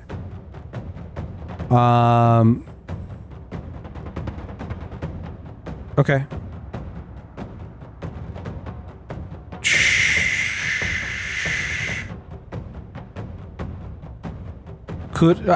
Sure, I'll do the agility roll, and I will try to get behind them. Okay. Yeah, go ahead. Yeah. I do not. Well, what is it? 5 total With hope or fear? with hope. 5 with hope. So you pull a hope, but no. As they close the distance, there is no gap for you to otherwise move through. As they close in on you. And I am now going to spend a fear and have them both move in. As both of these two that we're closing in are going to make dagger attacks against you. Oh my god.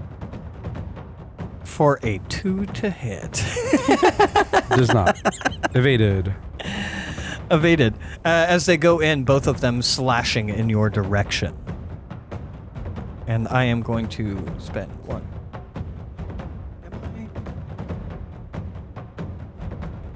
Yeah, I'll spend 1 more fear from her as she's going to turn around and throw her knife at you. Oh my god. For a 3 to hit. He has my dice. I got your dice. I'm a little tricky monkey. As you are able to duck and dodge these 3 separate daggers, the third one going right past you and impaling itself into the wall next to Core. Spotlight's on you guys. I will look back at you, go, back up a step. I'll back up, maybe outside the doorway and Down the stairs? yeah, just a little bit. Sure. I will lay Swift Justice. I will use my Orderborn thing to roll Hope with D20. And then I will use Rain of Blades. What saying are you calling upon? Lay Swift Justice. Naevor knows who follows his order. Okay. And then It certainly isn't these people. I will Rain of Blades, hit every target within very close range of me. Sure, she would be included in that. If I could get a D20. Sure. Not the one that he just rolled. I don't know. He just gave me one. Okay. That is spending a hope to do this spell. Mm-hmm. It would be a single attack, and whoever it beats within very close range. Right? You make an attack roll, right? So spend a hope to make a spellcast roll and conjure throwing blades that strike out at all targets within very close range. Okay. Yeah, targets you succeed against take a D8 plus 2 magic damage using your proficiency. Targets you succeed against. Yeah, so you still have to beat their difficulty. Sure, yeah. I imagine if it's under your spellcast roll, because is it still that 10 spellcast roll? Yeah, I guess I assume if it's that. under that, I imagine it fails. If it's beyond that, then it's whoever it hits based on their stat. Oh, okay. I think I understand. It is 15, 17 with hope. Wow. Yeah. Go ahead and roll your damage. It is going to hit all three of them. I will spend a hope to increase the damage.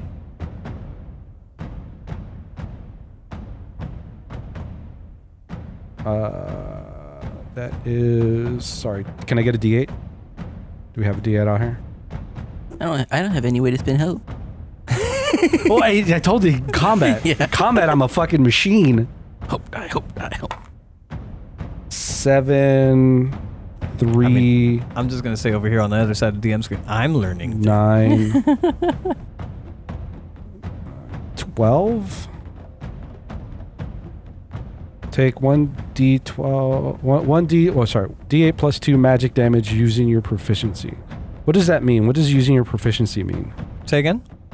So targets you succeed against take D8 plus 2 magic damage using your proficiency. Your proficiency 1, so 1d8. Okay, that's what that means. Okay. So Same as your weapons. yeah, 12 damage to each one. Sure. As you call upon these daggers through the air, just embedding into 1, 2, Flaming 3 targets as they burst with flame.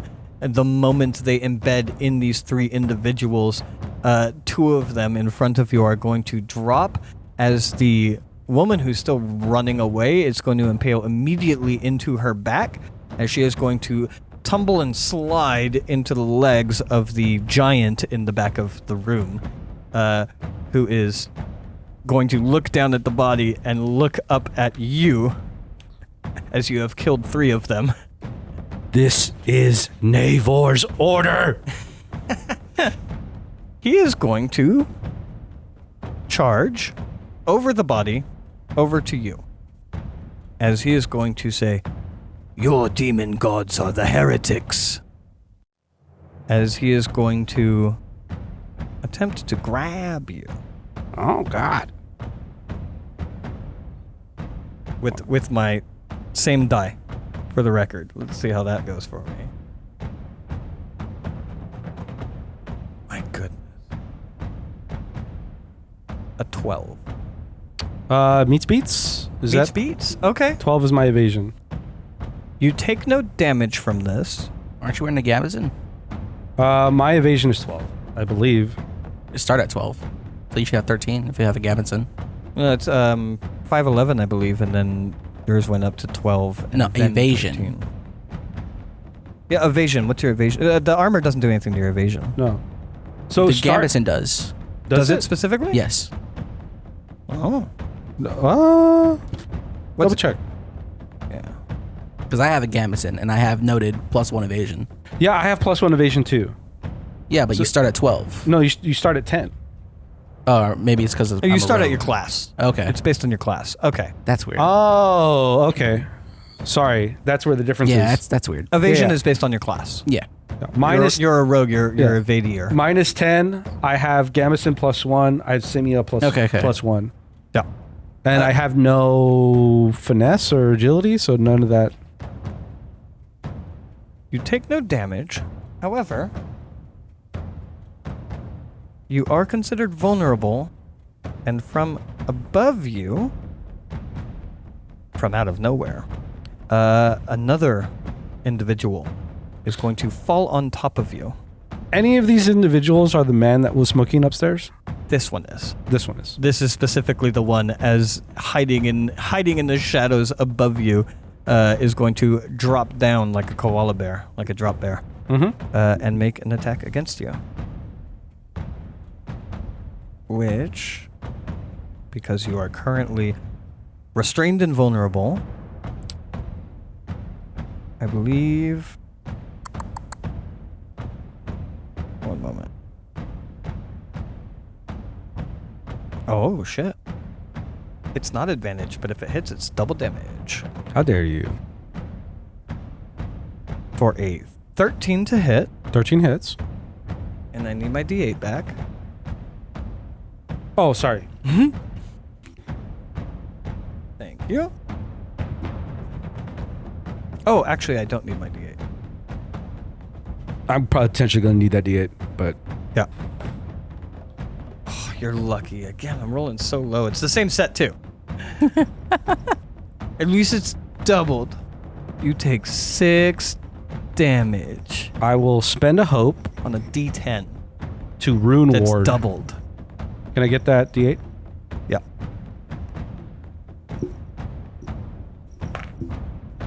I take no damage. So the cracked fire opal that I wear around my neck begins to shine and shimmer as energy kind of bounces off or shines from it. The ward's holder can spend a hope die to reduce incoming damage by 1d8. I rolled a 7. Okay. Understood. I rolled a 6.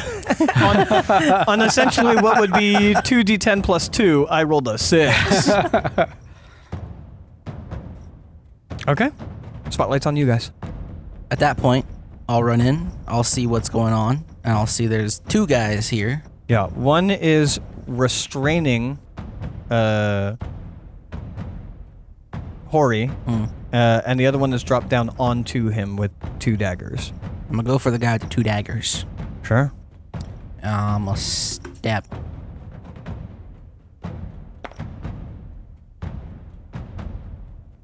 Uh, 11 with fear. 11 with fear. As you go to stab him, you get a whole lot of cloak and not a lot of meat as he turns around and attempts to embed a dagger into you instead. For 19 to hit. Oh, God. Oh, now his dice rolls good. I need the Sorry. yeah. And also maybe while you're waiting, grab a D8. From Yeah, let me do that. Can you get me a D6 too? Oh, max. For 9 damage. Physical damage. So the way this works is that the damage is compared against the armor threshold, correct? Correct. So 9 damage is above my 6, but So below my that- 12, so I take minor damage.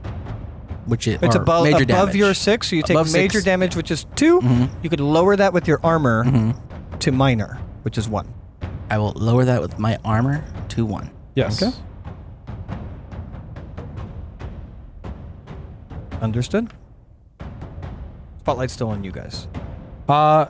Is Core still, or is Core, because there's a person between me and him, correct? Correct. So he is not within very close range. Oh, you still would be. Core is still within. I would assume so. Step back, Core! Well, I don't have to be in melee range to attack him. I can be in very close range. Would that change? I have no idea Sure. how these ranges work. Sure. Not melee, but yeah. Yeah, because I'm a giant. I got very close. You're not range 5 feet away, you're arms. 10 feet away. Yeah. Yeah. Step back, Core! Step back.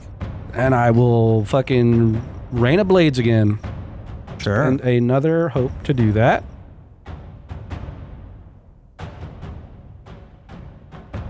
This is spellcast. Hold on, let me double check something about vulnerable. Oh, you know what? I have it right here on my thing. Oh, can I not spellcast? I don't know. Let me double check. I know there is specific mechanics to break out of this grasp. I don't know if you can. And one of the mechanics is just kill the person grabbing you. Oh, all things against you do have advantage. But no, it doesn't say that you can't. Yeah, it's just like 5th edition grapple. Sweet, sweet, sweet. Oh, it's a bad roll. yeah, you just can't move. You are vulnerable and restrained. I still pass the spell check, Okay. but it is a 11 with fear. Okay. So your spell does emanate. Wait. Dagger. I will do. I don't know if it'll work, but I will bump it to 13, hoping that it might hit. I will Both use of it. them. I will use a hope to go up to 13. Hits both. Nice.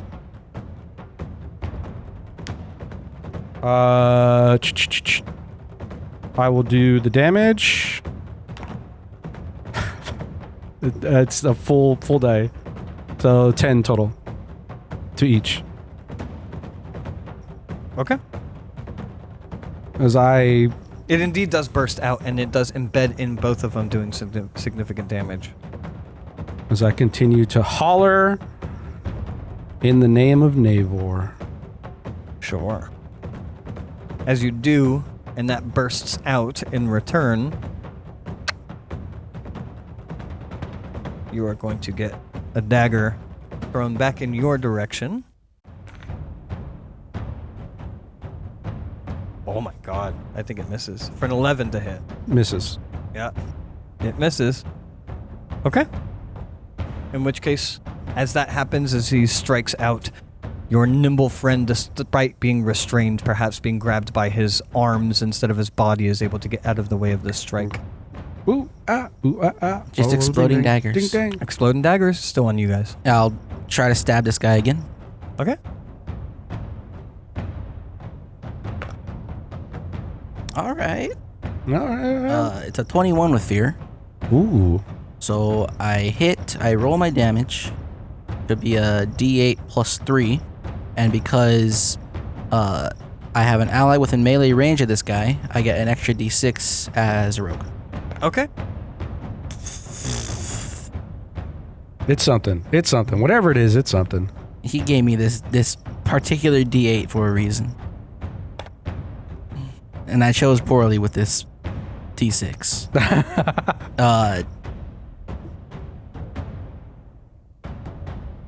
6. Okay. The damage is still damage in the system. As you do that, as you go and strike out, this is with a dagger? Yeah. As you go and strike out, you're going to not only feel flesh as you do strike in, and you will see this individual call out in pain, but you feel something a little bit harder as well, as another one of those smoke bombs bursts out. As I'm going to say, the next attack against that specific individual is going to be a disadvantage, which will be a D6. Okay. D6 subtracted. How does that work with Rain of Blades? The one that goes after him would have all, the D6? all targets within very close range. Yeah. The one after him would be the D6. Because it is an individual roll. No, I know. So we would only apply it to, the one that goes... Because you still have to beat both of theirs. Yes. I forgot about that. Yes. My bad. Now I would be out of hope if I did this. Weird. It's almost like spend it. I know. I'm going to. I'm going to use the hope. You could be this horrible in your investigation. You're a Vigil of Naevor.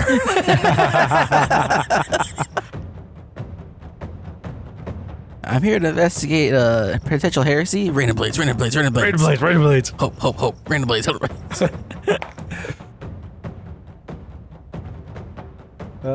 It is with fear.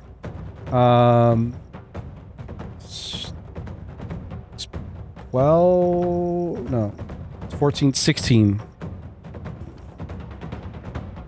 Okay. Do I roll the -6 or you roll the -6? You can roll it. 4. Sure. That will hit both of them. Okay. Wait, 16? 16, so it'd be 12 It'll hit total. both of them.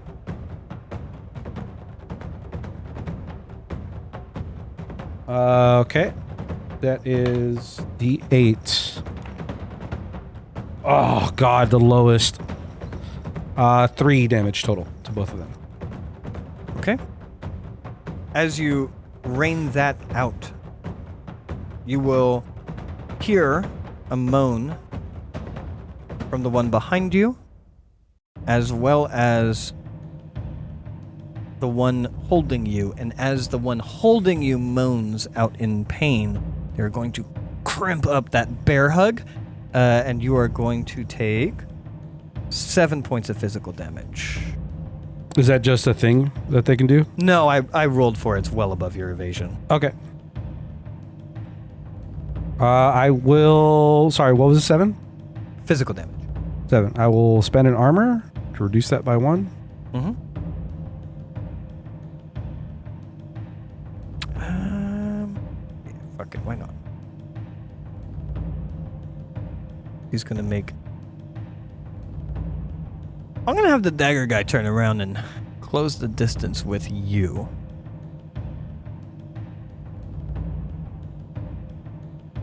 I wish you were at the bottom of the stairs, because I could get more damage if you were at the bottom. Can you go downstairs? No, he could go to the downstairs. He's going to close the distance with you and make an attack against you. Just going to drastically miss. As he comes in, as you are now in this exchange of dual-wielding daggers. As he's closed that distance with you. And he's bridged that distance that you moved out to be in close, not very close range, so he is also no longer in that very close range. I mean, I'm out of hope. I can't use that no more. It is on you guys. I stabbed this guy. Giantly. With his toothpick. I don't stab this guy. Ooh. Oh, no. That's double 3s. I do stab this guy. That's a crit. You do stab him, you gain a hope, you reduce the stress if you have one. Okay. I gain a hope. Yeah. Shame I can't use them in combat. We're the opposite. You should be talking to people. Do you not have class abilities that you can spend hope on? It increases my evasion, but I haven't thought to use it at all, so whatever. Oh, you're just not using it is the problem. Not that you can't use it. What are you, me punching horses? Well, no, you are trying to punch a horse. Yeah, not And add you're- modifiers, yeah. And you're missing. Yeah. yeah. I'm this big You're- old giant thing, yeah. and you can't hit me. So what was that again? So I roll my D8, I add a +3, then he's not within sneak attack range because he's not a melee range of him, and I'm not cloaked. Ooh. Finery. That is 11. 11. Yes. Okay. Yeah. As he swipes in with his 2 blades, 1 and 2, and you dodge out of the way of those, you're quick. And as he recoils to go and swing again, you just bury a blade straight up the jaw, straight into the brainstem. And as you remove it, he falls with it. It's like Kratos with scalpels. Yeah. Great scalpels. Sure, I'll burn my last fear. Why not?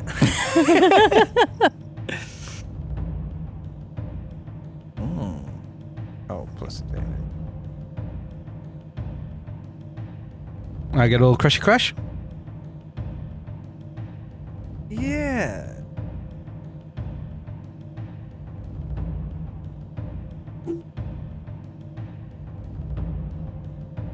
Oh, I missed a feature earlier.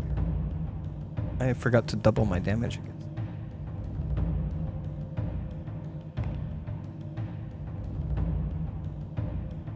I'm rolling so incredibly low for everything. You take 10 physical damage. I He will attempts to crush you. use an armor to take that down a peg. Sure. So what happens when the DM no longer has fear and the party just keeps rolling with hope?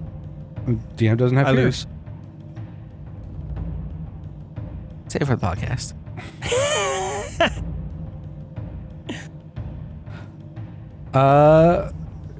What It'd be is succeeding with hope. I can still act when you guys fail. Yeah, I know that part. what's the getting out of grappling? You can damage him enough, as in a high enough threshold of damage would do it. But can I attack him while I'm grappled? Yeah. With no disadvantage? Nope. Yeah, it's 5th edition grapple. Yep. Oh, okay. Or you can just attempt a strength roll to get out. I'm just gonna hit him with my staff with my prehensile tail. That's what makes the most sense to me. Okay. Whipping the staff into your tail and then slam it into the back of him. Would that be? I mean, technically, I don't stow, or would that be a stress? For Changing it from my hands to my tail? no, your tail's not real. It's fine. Oh, that would be crazy.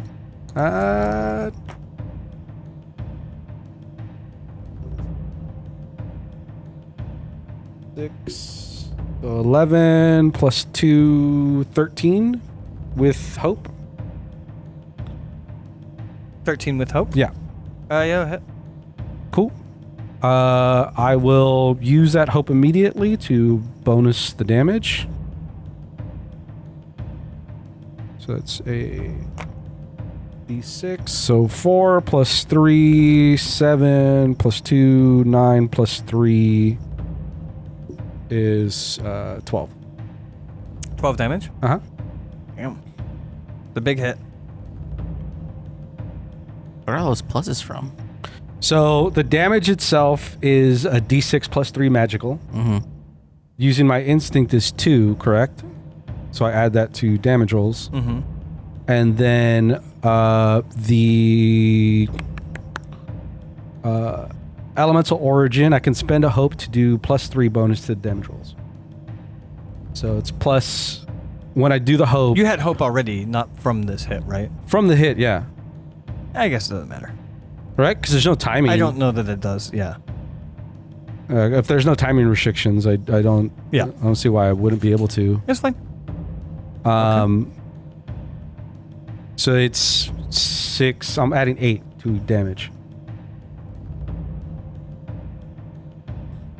Right? Unless I'm doing something wrong? No, that sounds correct. What are you guys doing? I did my damage. You wanna add to this? No, I'll just watch. Okay, I'll hit him again. If you let me. I'm gonna close the gap. I'm gonna attack with the daggers. Ooh. 8 with fear. So I'm probably not doing anything. No. He's able to maneuver himself while bear hugging the tiny simia in his arms. It does not hit. Hit. With fear, you said? Yes. You fail with fear. That's really...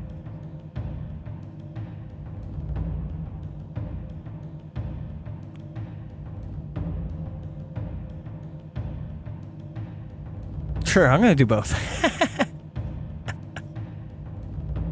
He's going to...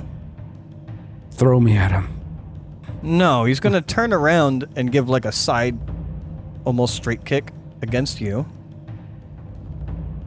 in response to what you're doing, but also using it to turn himself. You're able to dodge out of the way of it though, but it does kind of take you off your back foot. As he's going to attempt to take that bear hug and lift the simia off the ground. I mean, he's bear hugging me. He's Was like he a lion. squatting? You suplexing me? He's suplexing you. I assume this beats your evasion, 15. Yeah, you're good. He's going to turn around. And within the close range that it is, he does not need an agility check as he begins to just charge the window on this second-story building. I will give you a reaction to either do something creative, give me a strength roll to break out of this, or do enough damage to break out of this. as he's clearly planning to just pile drive you both through a window. You can react how you wish to react. Naevor knows who follows his order as Naevor wills it. You should use that to just let it happen. I did kind of want to just let it happen, but self-preservation. I'm going to hit him at least. I'm not going to fight it. Oh, that's low. What are you doing? I'm just going to try to hit him. Okay. Just damage him. 7-9 with fear. 9 with fear. Oh. Sure. 9 with fear. As you miss the hit, he is going to charge through the window, using you to shatter the window. And I'm gonna have you take just not his strength on top of this. 4 physical damage from the shattering of the window. Okay. As you both fly through the window down to the second story, I'm going to roll damage for both of you based on his stats. I thought we were on the first floor. You're on the second floor. Second. You guys went upstairs. Okay. Yes.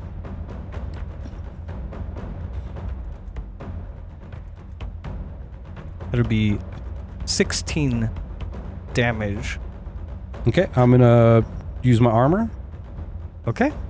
As you shatter through the window and fly down, you will hear him under his breath say, "Great Mother, forgive me." As you shatter through the window, you take those shards that slice you open, and then there's a brief moment where your stomach drops. I'm gonna have you mark a stress for that, because this is a stressful situation. As then you slam onto the ground with the weight of this giant behind you, as the air is entirely knocked out of you. And at first, there's a huge, loud ringing. And the world goes white. Before you start coming to, and you just see your friend's head kind of poking out the window. And you feel the dead weight of this giant on top of you. Because that beat his threshold. So he got 2 damage, and that was the end of his life. Naevor wills it. Oh, God. What do you say to your friend looking down onto him? We'll try to slowly wiggle my way out of this situation.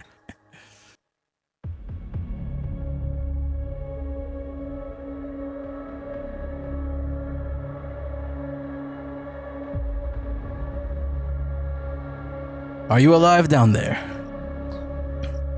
I think so.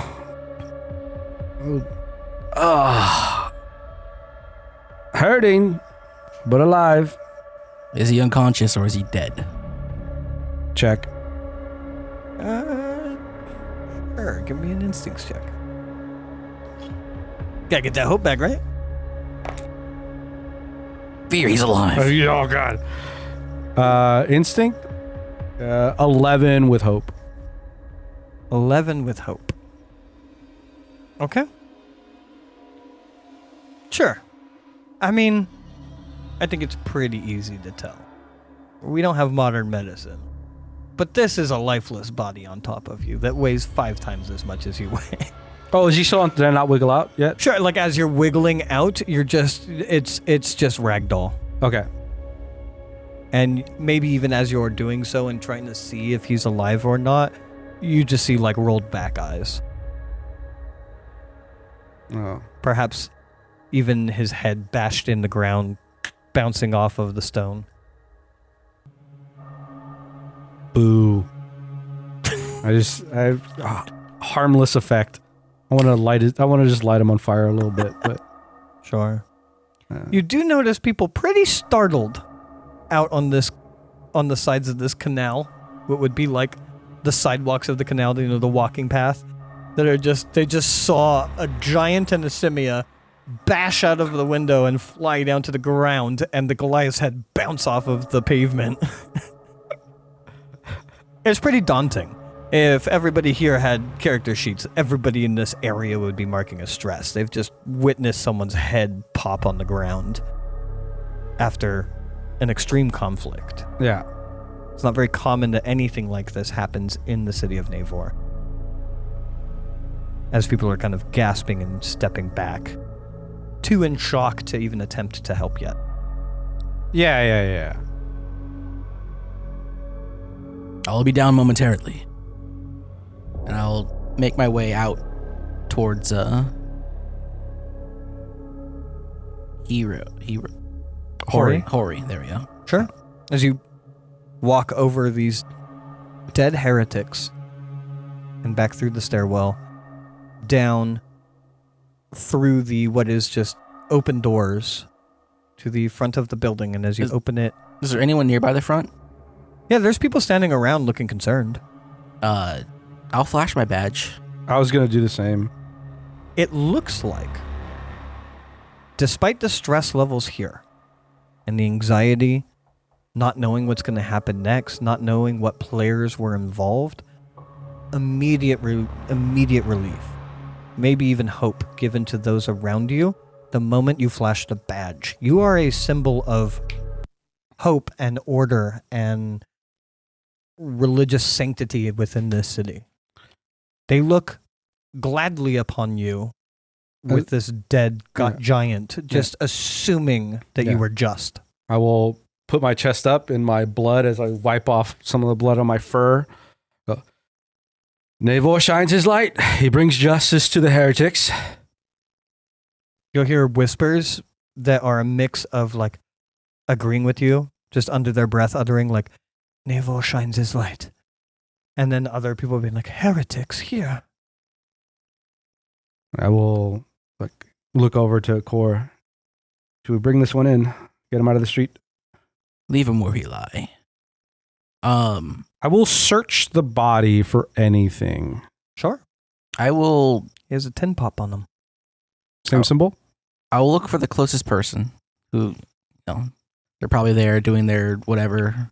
Yeah. Their whatever of the cross. And I'll look at them. You there.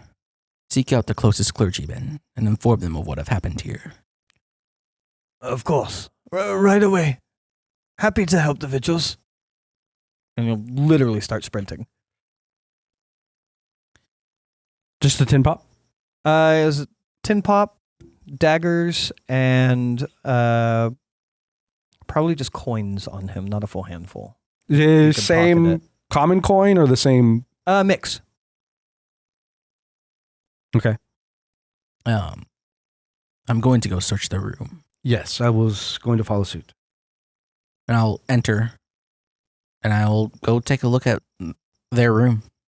Well, actually, first I'm going to take a look at the counter. I imagine there's some sort of logbook that they were keeping. Sure. Does it have names, or is it all like of these people? Of recent arrivals, and if these people have a room number? Yeah, I would say so. If you're wondering where the human came from, remember he was on the 3rd floor. They had booked out both rooms, and you have a list of 5 names. There are 5 bodies here, so you have eradicated this building of this problem. Is Lunaketh one of those names? No. You heard Lunaketh the second time being uttered as if praying to them. Oh, that's an insider word. Yeah. Okay. You also heard something to note as you were being thrust through a window. What did he say to me? He didn't say to you. He said, "Great Mother, I'm sorry." Or "Great Mother, I'm sorry," or something like that. Or "Forgive me." He said, "Forgive me." Yeah. Great Mother, forgive me. As he thrust you through the window. Mm-hmm. You go to search the room. Mhm. You do have that though. So like there are names in here. Whether they're real or not, you don't know, but there are names in here. They do sound a bit foreign. Either maybe the edges of the Heartlands or otherwise other nations, possibly other regions of the Star of Corex. To investigate. Again, I'm so torn between instinct or knowledge. I'll let you do either. I'll go for instinct because I have stats there.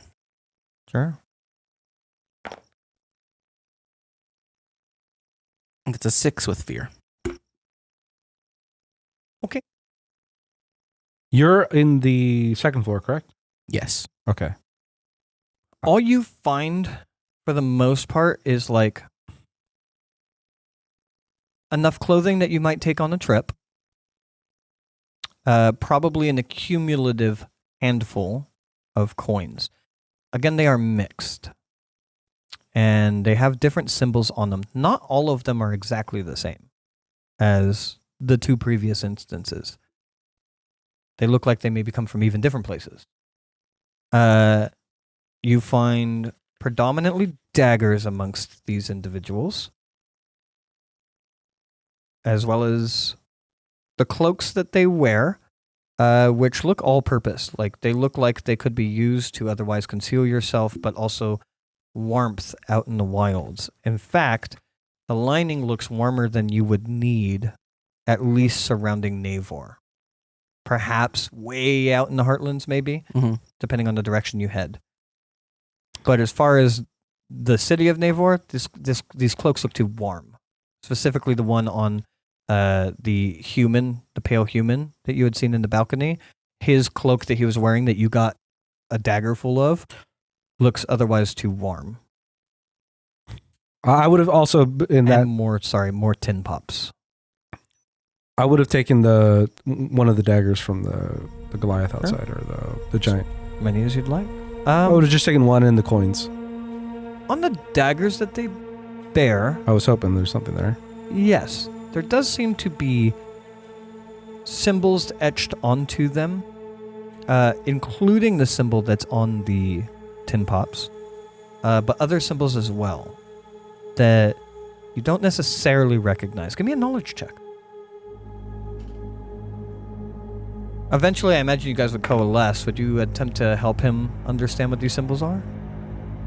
Sure. I'll throw a hope onto that. That's D6? Yeah. Do you want to roll it? You roll it. Okay.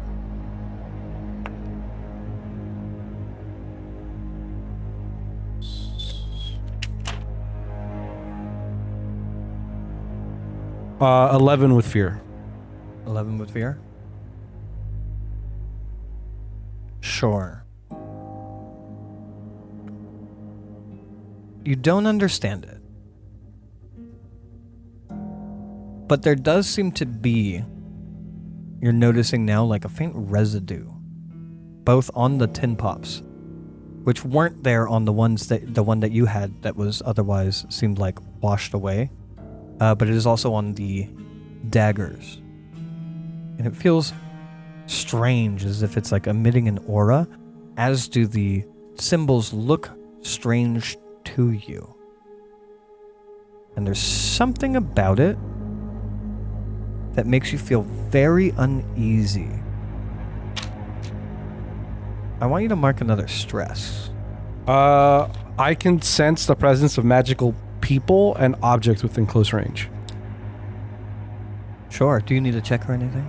It's just arcane sense. Sure.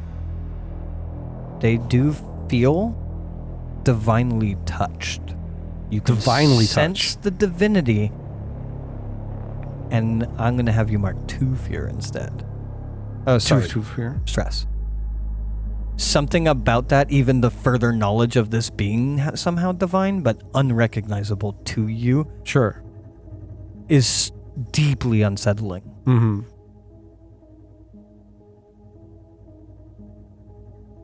And you see this on all of their items. Just me that got that, or him too? I'll have you do the 1 because you helped him with the roll. You understand the same thing. Mhm. So just a 1 level of stress for you. As I'm picking glass out of my back, Yeah. can I go to the first floor and into the owner's her room, like her personal quarters? Sure.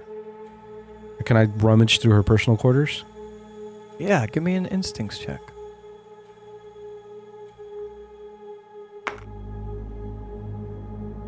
Can't get away from this fear. 22 with fear. After how that fight went, now I'm happy to fucking collect them. Give me more fear. Give me all the fear. What was that? 22 with fear. Sure.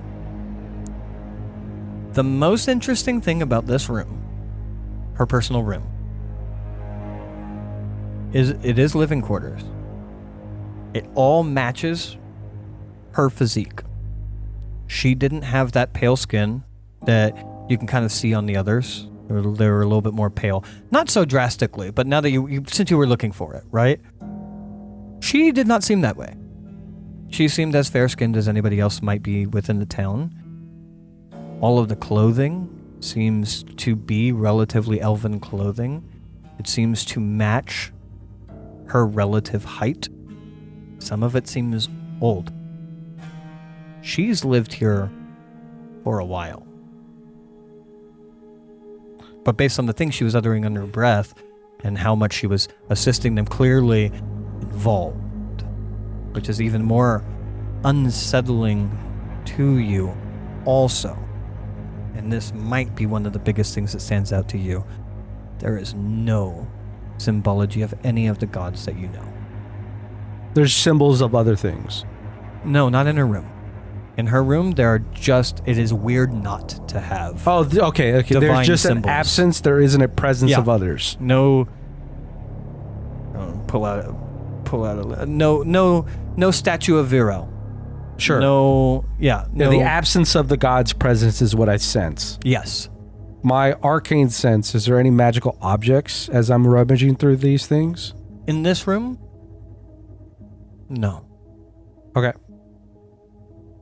Is there a personal diary or some sort of remnants of letters, communications that she may have had with other people? Yes. Diary. I'll grab the diary. Is it in a language I can understand? Some of it are in Elven. Some of it are in Common. She did speak both. However, in terms of recent entries, or where you would flip to find recent entries, this has been like long forgotten about. Like years, you would imagine. I will still That take she's it. not written in this diary. I will take it for Ashlow. Sure. There might be something in there. Sure. Look around, see if there's anything else that potentially link her to anybody else in town or any other thing. And then Nothing else in this room stands out to you. as I exit are you finished with what you've done up there? You said that they also rented out the third floor, correct? Yeah, both. I'll go check a look at the third floor. Sure. You find similar things. Like you might find another one of those tin pops. Maybe another dagger with this strange symbolism on it in some strange language. But other than that, clothing from travels from far away, some of it too warm for your current climate. But nothing else that really stands out to you here. Okay. I'll probably go back down to the first floor after that. And it feels overall like there's not that much to find here beyond what you've already found. Any magical sensing in this first, where she was in the counter? Nope. I found a journal.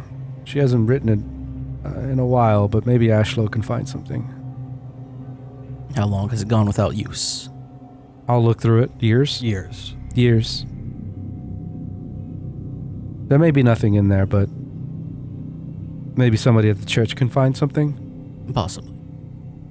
Find family connections. The third floor is much like the second. There's not much to say up there. I took a dagger. It's magically ruined. I'd like to take it to the church. See if they know perhaps where it comes from. Where the smithing looks like it may have come from. That would be wise. Did you find any more coin? That could give us that clue as well. Just those. Well, you found tins. some that were not of the same symbols. Oh, that's right. Yeah. Some of different symbology. Maybe Ashlow has answers for that as well. I'm sure that the church will be happy to comb over this place. Have the clergy arrived? Not yet. No. Should we wait for somebody to come? We should not leave this place unattended. Mind if I take a breath? Of course. I will fucking sit against the counter, just breathing heavy. Keel over. Sure. Eventually, the clergy would come. Alongside not just the clergy, but local guards will come as they kind of take over the scene, send people away, check things out. They will ask you guys questions. You do not answer to these people. Mm-hmm. You are above them. Or rather outside of them. They are perhaps of higher rank within their own branches, but you're of a different branch. Mm-hmm. You do not have to give them any information, though you can. What would you tell someone that is otherwise of a different part of the church? Trying to think up of some stereotypical cop drama. Yeah, like I'm CIA and like... Sorry, it's not your jurisdiction. Yeah, it's not your jurisdiction. Well, the funny thing is, like, they would respect you. You don't need to respect them. I would maybe be... I would be more inclined of using the verbiage I use for the people. Just like dealing with heretics. Like Sure. something along those lines. I don't know if you'd have a different tact that you would like to use. I don't know. I'd be blunt with the process. Okay. I figure that's what my character is at this. Sure. Understood. As they kind of set up, cordon off, and probably drag the giant back into the house for now, and otherwise take over the scene it is tended to by both local guard and clergymen. I would say we head to our chapel. Mm-hmm. Sure. Departing from that scene and walking through the streets back towards the nearest of the local chapels. You will see from outside that it is well lit, not through windows, but through relatively open, what would you call it, like portholes, if you will. Sure. Within the stone, there are two large double doors that otherwise lead into this chapel. You can see lights flickering from within. As you enter in through these double doors, there is no chime. This is not a shop. In fact, what you hear is the sound of multiple individuals around candlelight and vigils as they pray to the various gods or to Naevor himself. As you walk through, you will see amongst those who are praying, walking around this place in heavy robes, a Simia who is lighting candles as he walks around and saying blessings to those who are praying, as this is your deacon, What kind of simia? Ashlow. What kind of Simia? Oh, the criminal's a giant, but the deacon's a monkey. See The what's going Inquisitor's a giant. on. Oh yeah, there is a giant inquisitor. Yeah, Solvar is the coolest person that you know is a giant. I forgot. He was mentioned once. Yeah. We just fought with a giant. As Ashlow goes around lighting candles and saying prayers, eventually seeing you out of the corner of his eyes. Gorilla, orangutan. Whatever Curious George is. Oh, okay, nice. As he'll kind of, but graying. That same kind of brownish color, but definitely graying around his face, mostly almost giving him like a 5 o'clock shadow look of gray fur around his mouth and cheeks.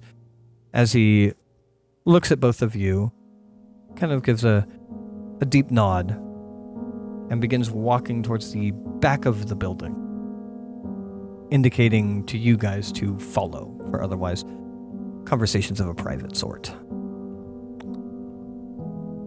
I might, before we completely get there, as we're walking up the threshold of the church, I might check myself real quick to make sure I'm not bleeding on the ground. Sure. And if I'm not, or if I am, I'll probably use the shirt that I bought earlier and kind of like How low's your health? pat. I have 2 hit points left. 2 left? You're probably pretty bloody. You could tie up and whatnot. Yeah, I'll Maybe tie in the up. downtime that you had, the short amount of free time that you had with Just trying not to inside stain the church with my blood.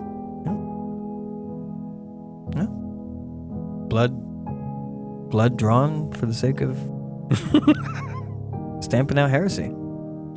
Yeah, it's righteous blood. It's righteous. Yeah, true. As you follow him into what looks almost more like an office, as there's a level of paperwork and whatnot, obviously, that would come with being not just a deacon, but a deacon of the inquisitorial order, who otherwise has to delegate work to vigils such as yourselves. You're not the only vigils under Deacon Rashlow. As you step into the room, he is lighting more candles. Surprised to see you both here. I didn't realize you were working together. Is this in relation to your business core, or what I had tasked you out for? I believe they were related. It is possible they do indeed coincide. It's possible. Have you found something then? A den of heresy? Indeed. And I will take out the dagger, place it, or, if it's okay to place it on the table. Yeah. I'll pull out the coins. I'll pull out the tin pop. I'll pull out the journal. What else did we collect? Other coins of the markings? Yeah, the various different markings of coin. and pops and stuff. Yeah. The different things that we've collected. A strange collection. The journal belongs to hotel. What was it? Boarding house. A boarding house owner. She was harboring the heretics. She announced the name of something foreign and in her light. Concerning. The daggers are divine. Magically. He's gonna reach out to almost touch them and then hesitate as he's gonna pull back a little bit. I would have you know that they are not. These are false. This is false divinity. I will nod my head to that. This is not of our ways or our gods.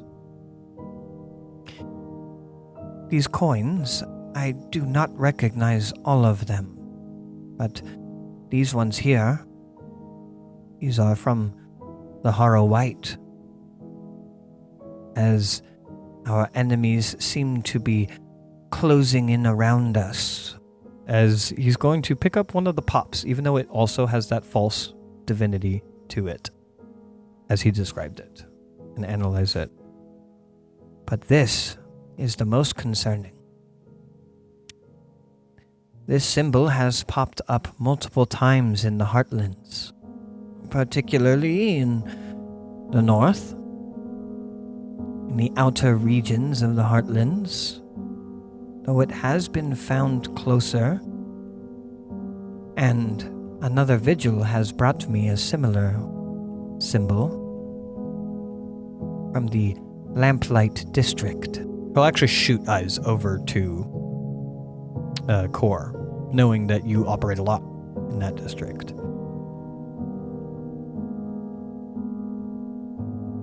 My sons, our enemies, and this heresy seems to be closing in and has made its way into Naevor. You said a den of heretics. I assume eradicated, Yes. but this tells me there are more, and the relevance of this symbol makes me fear this is a bigger problem in Naevor than we had perceived. She tried to give me a clue word. Lunketh. Wash it from your mind, child. It does not concern you. Simply stamping this sacrilege out is your concern, both of you. If this symbol has made it to Naevor in a den eradicated and in the Lamplight District, then perhaps it exists in more prevalence than just these symbols in front of me. I have not seen the vigil I sent to the Lamplight District in a few days. If you know of Jorg, perhaps you can find him there, searching. But regardless, I would have you move onto this task with more vigilance. Seek out these symbols and remove them as the stain that they are in Naevor, and on our church, and in Naevor's name. It cannot remain here. It should not exist anywhere.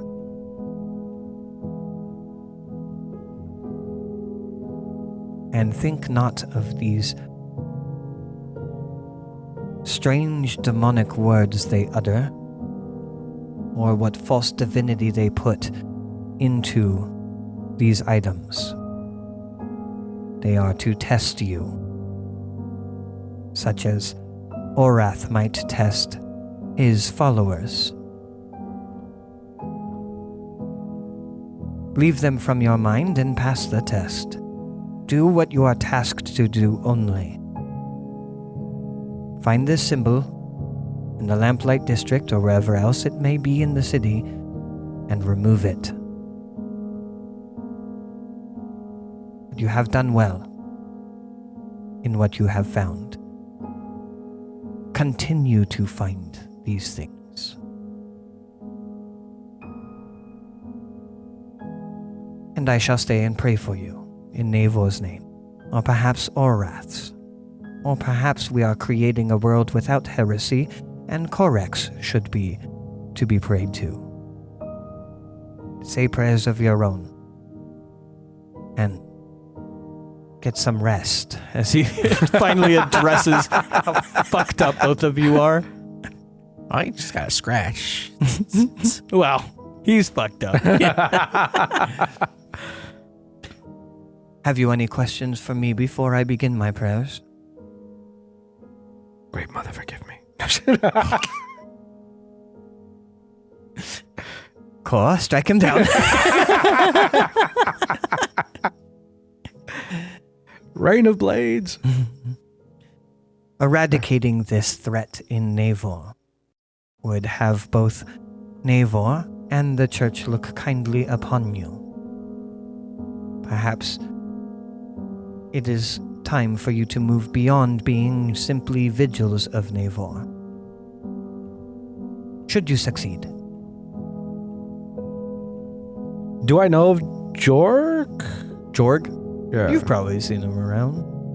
Okay. Like he's another vigil. Yeah, He's I just if I have a description. orcish gentleman. You know what he looks like. Okay. Yeah.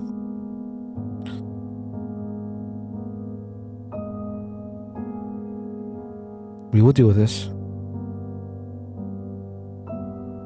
In Naevor's names and blessings. In Naevor's name and blessing. In Naevor's names and blessings. As he will give you both a respectful nod and move over to the candles in his little office and kneel down, take one and make sure that they're all lit, and begin to pray. You don't have to immediately go out into the world. You guys can rest if you would like to, but you have found things that are tied to greater things. And as this symbol has popped up throughout the Heartlands, it has also popped up in the city in the Lamplight District.